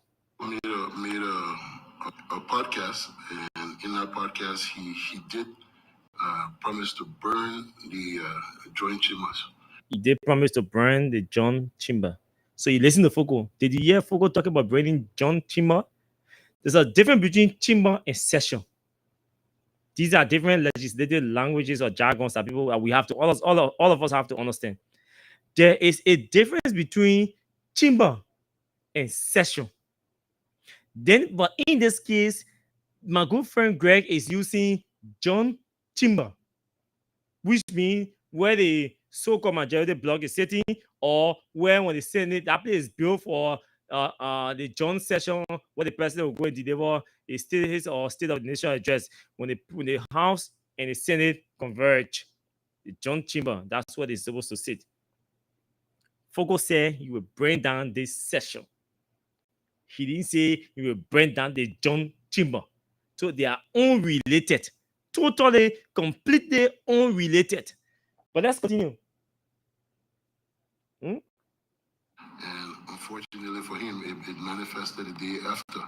Unfortunately for Foucault, according to Greg, his quote-unquote threat manifested the next day. Meaning, Foucault made a statement on Monday. Some made a statement on Tuesday. And on Wednesday, the Capitol building, the John chamber was gutted by fire. Hey, you getting the point? The AJ saying this statement that Foucault making here, that statement was made on Monday. Because Tuesday was the protest. But the building was gutted by fire in the morning anyway. It was after 12. It was after 12. So by inference, Foucault may have made the statement on Tuesday during the protest, or after the protest, or on the day of the protest. And then on Wednesday, we saw fire in the building in the John chamber. So Greg said Foucault made a statement yesterday. The next day, we saw it manifesting itself. So you see, they're not connecting. They are not connecting. You know why when certain people provide misinformation, the public, you can drag it and hold it. You know why? You see, journalists or communicators, information people, especially those of us who use the pens or the microphones or the cameras. Hey, if we can make any mistake, we are warned, we are trained not to allow misinform the public or misinterpret people. That is why they say when somebody make a statement, you're supposed to call that person, go to that person to seek clarity if you don't understand anything. Don't paraphrase for people when you're writing news or you're running analysis. Don't paraphrase for them. You're not the author. Because when you're paraphrasing, it's supposed to meet somebody's concern. Even when you paraphrase somebody's statement, and the person believes that your paraphrase of their statement is a misinterpretation or misrepresentation of their intention, they can sue you for it. So you see what has happened with the police director and Foucault case? And everything you saw was happening down there today in our police headquarters that they think they were on. That they think they were reconciling on. And embarrassingly, the RG acknowledged that he did not even know that the statement was made ever since. He thought the statement was made yesterday. The incident happened. All the things they were doing is there today. Now, because these two statements. Everything. You see, look, and that's how people can get killed in this country or go to jail for the wrong reasons. So if Greg was acting now on the ESA for the politician, all the politicians that called him, putting him under pressure to call, to call Foucault in. The man is not above the law, Greg. You can't do this. This man, that young man is a lawmaker, but he's not above the law. You can't sit down and this happening under your watch. You have to move in. You have to do something. You have to take some kind of action. You have to act. And your action will be a deterrent to all the lawmakers that they will not just speak recklessly. They call Greg and Pope Greg under all the kind of pressure, political pressure. He too bowed to the pressure, called the man in, we use this statement as a reliance with the understanding that the man made a statement a day before the fire incident, just to realize the statement was made way between June and July, and far away disconnected from the incident up Capitol Hill, the fire incident. They been talking LPRC team. They made his angry. The source of his anger is established in the interview.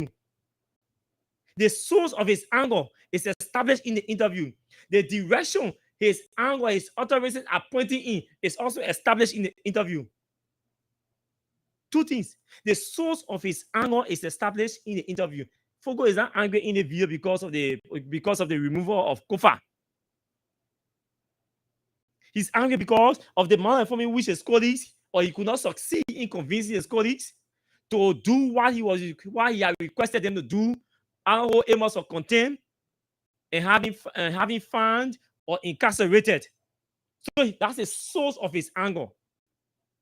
Now, the direction of the anger is directed at his colleagues, at the LPRC saga, at the appearance of the LPRC managing director. That's where his anger is directed. Not to Joe Baga, not to police people going main capital building or besiege capital building. So how you take somebody anger utterance directed at something else,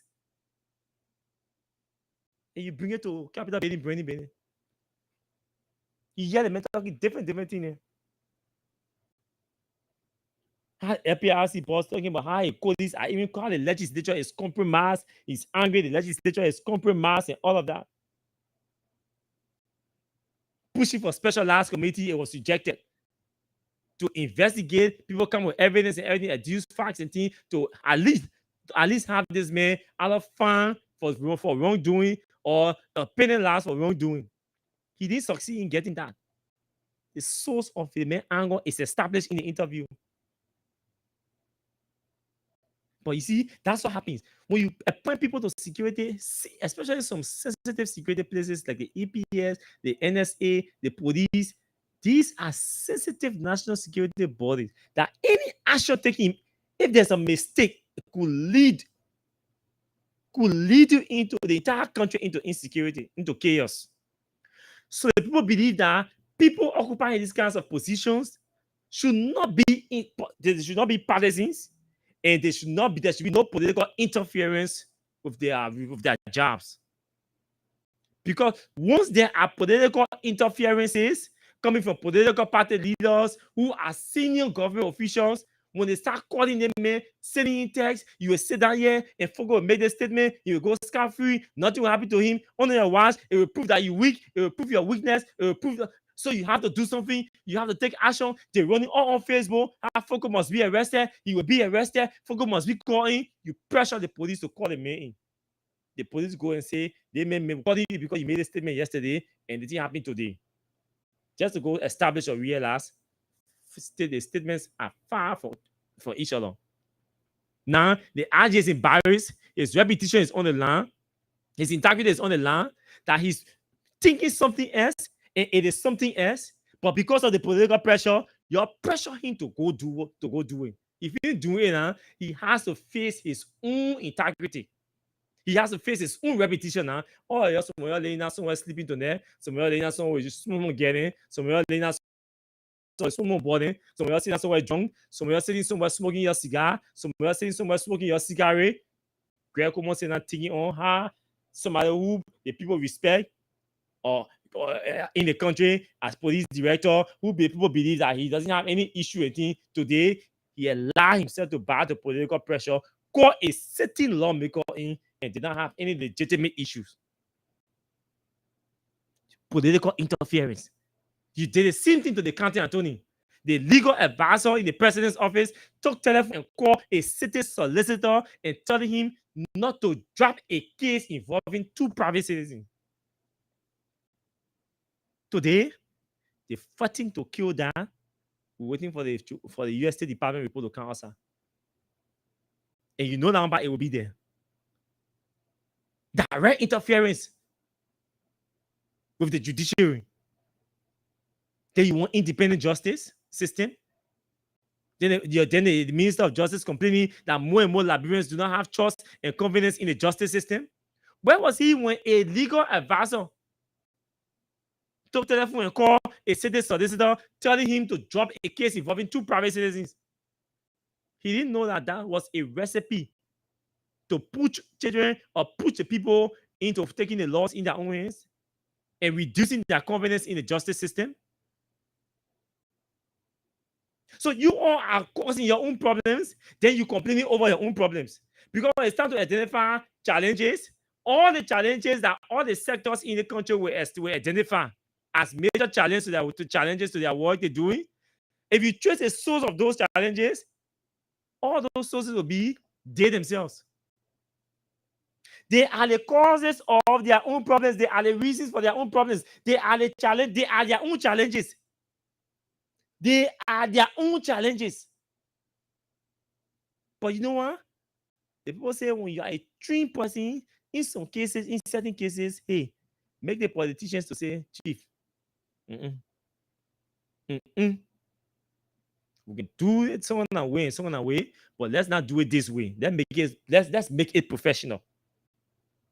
That's formalize it.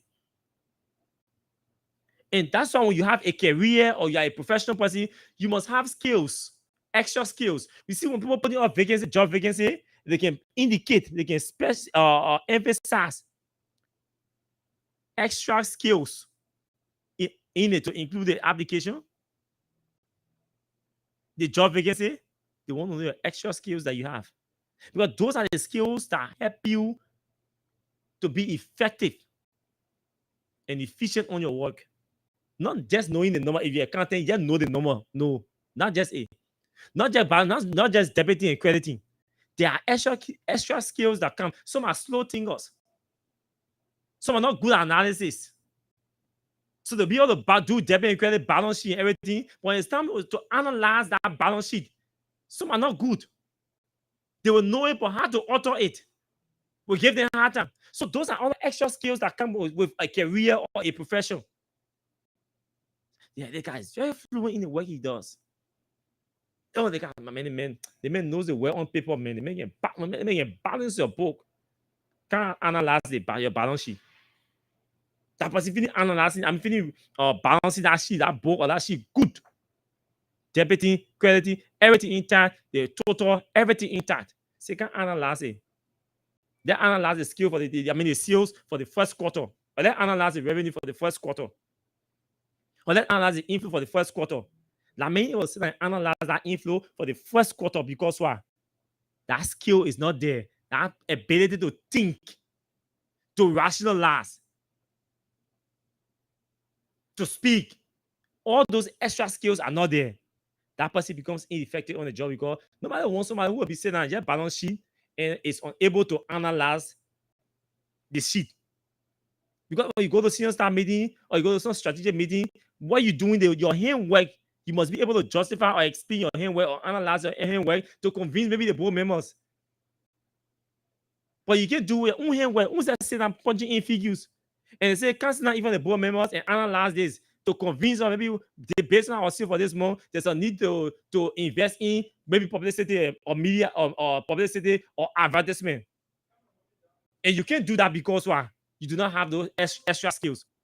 So every professional has to take into serious consideration. This person is convincing. I think this may be my media person because he's convincing. So it makes sense. They may be able to sit down and convince our boss, chief, due to X, Y, and Z reason. I don't think we should go in this direction. I don't think we should do it like this way. I think we should do it this way. I think we should hold on. I don't think we should do it now. To convince me why we should not do it now. Then I start convincing you because of this reason. These people look at this other conversation yesterday. Look at the pace of this one yesterday. Look at the reaction of this. I think let's hold on to interview now. No interview for the next 2-3 weeks until we can be able to stabilize certain things politically and then move on. We can grant formally arrange interview to your select institution based on your own policy or thinking or reading of the environment, the media environment. So you must be able to convince your boss on why they must act on a particular thing. So in my mind, I believe if Greg has sufficient information about this audio recording, he will not have invited Foco. or he would not have fallen to the political pressure from the Unity Party people to invite Fogo, or he would have advised them another way to do it than to just push him into relying on an utterance or a statement he made 6 months or 7 months ago. Let's stop interfering with the security. It's risky. People running around burning our cars today is because partisans interfering with the security and using the security hands to perpetrate this violence. That's the reason. Because to a significant extent, the things we say here, they pose no threat to the state. Nobody is inciting the public against the state. Nobody is inciting the public against the president. All we talk here is issue-based. Everything we say here is issue-based. When a minister of justice misbehaves, we don't go for him. We go for the issue with his misbehavior. When he feels angry because he misbehaved, and we go for a misbehavior or the content that he misbehaved on, that one that he based, we won't get time for that one. When the Minister of Information goes and speaks recklessly, we go for the speech. And tell you this other statement is reckless, Mr. Minister. You should not be sounding like this. You should not be the one doing this. If he's angry because you disagree with him, that's his business. But you can't be going after people because they're chastising your government, and you see the glaring facts that your government is proceeding wrongly. Look at the useless decision made today by Joe Biden. Look at the kind of irresponsible, ill-advised, and useless decision taking. Do you think you are serving the opposition bloc? Do you think you are doing it to anger the opposition bloc? No, you are not. What you're doing is you are insulting your integrity. That's what you're doing. You are insulting your integrity. You are undermining the decency of your government, if there was any. The appointment of Gloria Musu Scott in government, even if you appoint her as doorkeeper, in the attempt, the decision, the conclusion to even reach to the point, they say, let me appoint a notorious criminal murderer in my government because she is from my party, because she is former vice chair for my party for legal and governmental affairs. So let me appoint her in government. It further reduces the morale, the integrity, and the decency of our government, of the Liberian government. And our partners are watching. And what you say, to preserve as board chair over Noka. What is her training? What is her qualification? Even if she didn't have any criminal thing hanging over her, what is her training? What is her qualification? Any did this, so I should do it too. Because any say a non-geologist to serve as board chair over Noka. So let me say a non-geologist to serve as board chair over Noka too. But yet and say you want your oil sector to boom, and you send novices you send novices there to occupy strategic positions. But there are people qualified to occupy the position that, and with the connection, the required connection that will attract people, attract investors. Look, investor confidence does not only come, or it does not only come with security or you say policing. It comes with different security, professional security, economic security. Professionals must have confidence in the environment they are coming to invest their money to work. If you go to somewhere, the people you sitting down having meeting to come and invest $200-300 million in your oil sector. All the people do not even have formal training in the sector. They do not have formal experience in the sector. They are learning on the job. Who is going to be comfortable to invest their money down there? They will just be on play in there. So Baka won't play. Baka is not ready to lead. He's not ready to govern. And that's how we say, if Baka is not ready to govern, which I believe that he has proven beyond all reasonable doubts, he has convinced us to a greater extent that he's not prepared to govern, then the thing easy. You just quit the job, you go sit down with Songa, you turn power over to Jeremiah Kun. We'll manage with him. as inept as he is, we can manage with him. Once he's ready to govern, he's ready to learn, he's ready to listen, we can manage with him. But don't spoil the country. You've destroyed every system, every key system in the country. You've plastered your government. Plaster your government with your tribal people and having them do anything they want to do. Nobody can even carry that complaint to you. We go to the telephone lines and pick a number, of course. So yes, let me. I forgot to send this guy's money to him. They're talking carry us. So I forgot to send him money to him. So let me send Sylvester money 0887 087 61 55 30, and then the SYLVE Sylvester Johnson JOHNSON Sylvester Johnson. Okay, so let's because I saw the female line ringing. Let me start with the female callers tonight. Hello. Hello, you live. Yeah, my name is Alex. I'm calling from Douala. From Douala. Call your radio off now. Yeah, the reason why I'm calling you for, I had a problem. I want for you to assist me. No, but wait now, when people get personal problem, they can come to the office. We'll talk you now on the radio. We can talk personal problem on the radio. You gotta come to the radio station. We can talk personal problem on the radio. You have to come to the station. Yeah, please come to the station. We don't talk personal thing. Not everybody's supposed to know your personal problem now. So, hello. Hello. Hello. Hello. Hello. Go ahead. Yeah, I said I want for you to assist me. Oh no. I see. We can do personal thing on the radio. I'm not possible, man. Yeah, personal thing. We respect people's confidentiality. We respect people's privacy. So we can do personal things on the radio. Hello. Yeah, good evening, Austin. Good evening to you. Yeah, thank you very much for recognition. My name is Ibrahim Dublin. I hear you for cloud on this evening. Yeah, sorry for the embarrassment, Austin. I just want to be very quick because I just want to say thank you to you and I'm very much concerned about your life. Except that happened last night. I want to say sorry. That's why I don't want to dignify to say that happening. Thank you. Thank you. Ma Sisi, let's go. I see Ma Sisi calling on this side of the phone. Let's talk to her from here. Ma Sisi, go ahead. Hello, Austin. Go ahead. Let's hear you. How you doing, Ba? Oh, yes, I've been crying for you, my son. No. I'm taking you, Ba. We told the poor about your podcast government when I was coming. Our evil people were coming. But the people around here, they don't say the next president. They say you will dance with the devil. And today, happening today in our country, you see people getting one for podcast, they put us for pride. The metro of the one now we measure the country will be the end of that law. You see, they put up beneath today.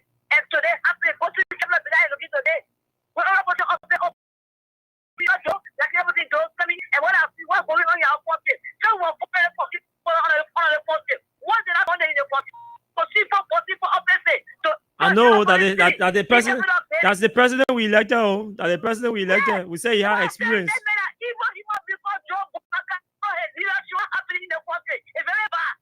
don't want to listen to us today. They won't go today. They put you on water and leave on water and be castle. They won't get anyone to go in their pocket. But so I want to say sorry to you. Keep coming. They carry your left. They put a jelly in that box. They get it too. And I cook it yesterday. The boy of God yesterday. They God bless them. They just look up. Thank you. Let's hear somebody else. Hello, good evening to you. Go ahead.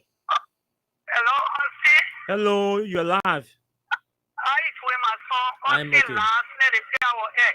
Just look at my text message and say you last night. And they have made a mistake. I just look at that text. Because last time, I even to myself.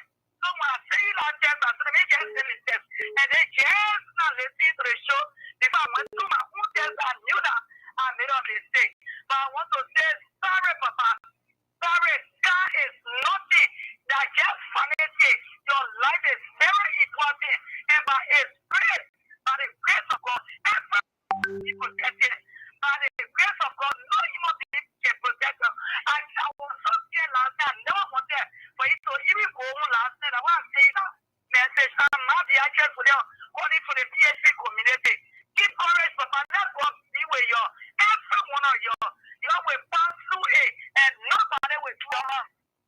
Amen. Thank you, Mama. Thank you, Mama. We appreciate the concerns. Hello, good evening to you. Let's hear you. How are you, Austin? I'm okay. Let's hear you quickly. Okay. Thank you. I'm sorry for what happened to me last night. Okay. Austin, what I want to understand, when a session becomes a bidding, or when Parliament becomes a bidding, I listened to Foucault. Foucault said directly, a session, meaning those people that sitting, session meaning human being, that's bidding. Who tell you when they say session? Anybody can have a session. Well, he won't be. Now he won't be made a session. What? Eh? What? Yeah, you're right. That he won't be make the session, and there will be no session. What he won't be. Make the session. So it's the letter of when down the session. You know that human being will not be bread. No, but the mayor. That they will put there to scatter them. It's what is called bread. So and he had already. And he had earlier said he would disrupt, and that he would bring talks to disrupt. So that was the inference. Disrupt the session. None of these things were made in his statement. Thank you, man. I think those who say we don't go that far now better than that. Yeah. All you need about people using Joseph Waga here. Hello. Hello. Oh no, then let's take somebody else. Hello. How you doing, sir? I'm okay. Please go ahead. This is Shama MK calling from Battery Factory. Okay. First thing I want to say, thank God for your life. Your life is so precious to God. That is why He will always keep you. Man.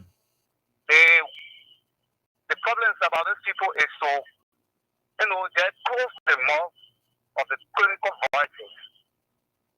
But they don't know how much we try to fight that how giants will raise up. How much you're not doing the rightful thing that people need to see and get interest. All will not be that much good. Because the citizens, they deserve good. The citizens deserve good. And in our country, we need peace. Just imagine, look at the thing that's happening.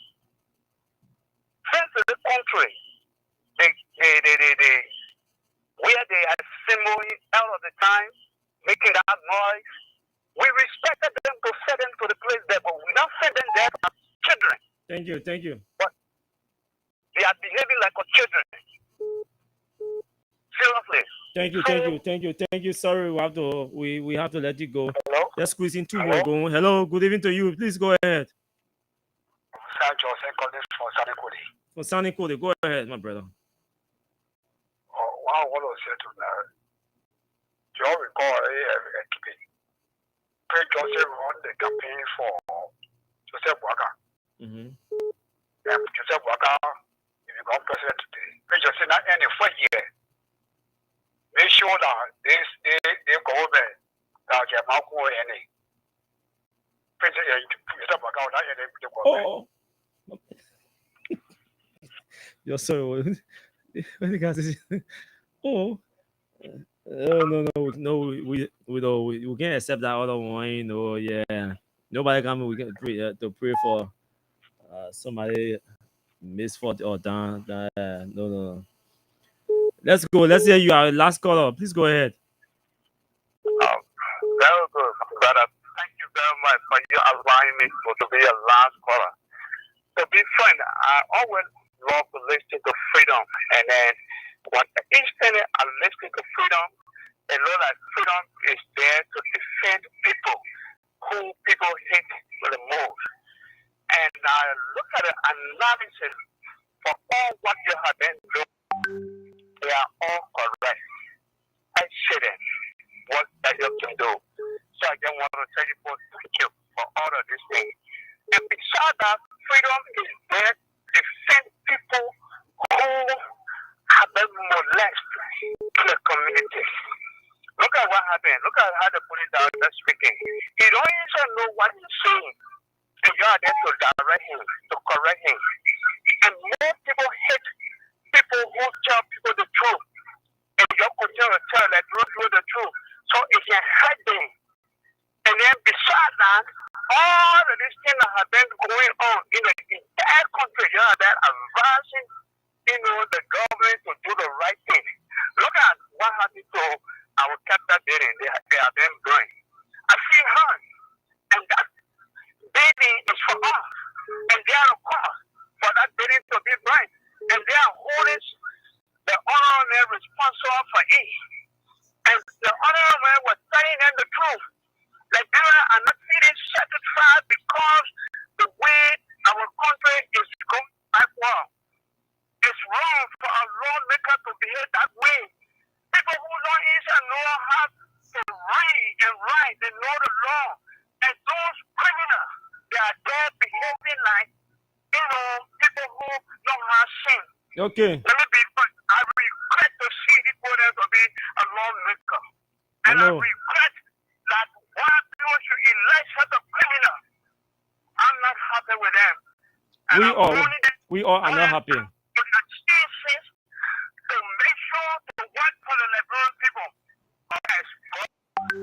Thank you. 10 minutes. I beg you, please let me squeeze in one caller from the diaspora. Maybe go ahead. Maybe that you can do it in 30 seconds or 35 seconds, and then we can go.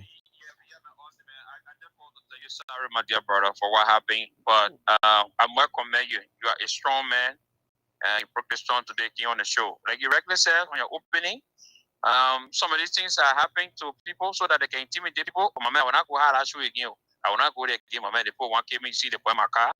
But you are a real journalist. Don't mind the other side talk. You are journalist and all of that. And you have been practicing journalism now over a decade, my brother. So you know journalists, my brother. You see practicing. So thank you again for the courage, brother. Keep on bringing the Liberian people the truth, nothing but the truth. Don't lie on anybody. That's all. You know, which of course you can. You know, that's all. Say the truth, brother. The truth will always set people free, brother. And you play that tape that the Inspector General was talking. So that when they say now, that they say, you know, you can't, you couldn't listen. That thing will happen way in July. The man about FPIC managing director. Then he said, man, you know, my brother is just embarrassing, man. But thank you for the show, brother. Sorry again, my brother. Thank you. Embarrass. We never embarrass our friend. Whoever plays Greg under that political pressure, we know some of them. But I think this is a learning point, a turning point for him. Next time when political pressure are coming his way, I think he will sit down alone in his office, do deep reflection, run deep analysis, call his best brains around him before taking some of these political actions. The job is not better than your integrity and than your reputation you've built over the years and the quality of the education you've acquired over the years. And so, Greg, we know how you feel tonight. But again, that's God. That's what we have. You see when my car got brain yesterday, I can't know what today. We get on the team for the own, maybe 1 week or 2 weeks or the entire period of the year. They mislead you, man, or the pressure you. They didn't mislead you, or the pressure you. Know that political pressure. All of them down there, we last in their homes. Really causing the trouble now that you got to solve it, that you got to be clarifying all day. But whatever the case is, thanks to all of you for following. Thanks to all of you for listening. Thanks to those of you who call in. Thanks to our congratulations to our winners tonight. We shall be back here tomorrow by God's grace. Until then, my name is Austin Kawa. And do have yourselves pleasant moments, respectively. No work for people crying for hunger. Look at.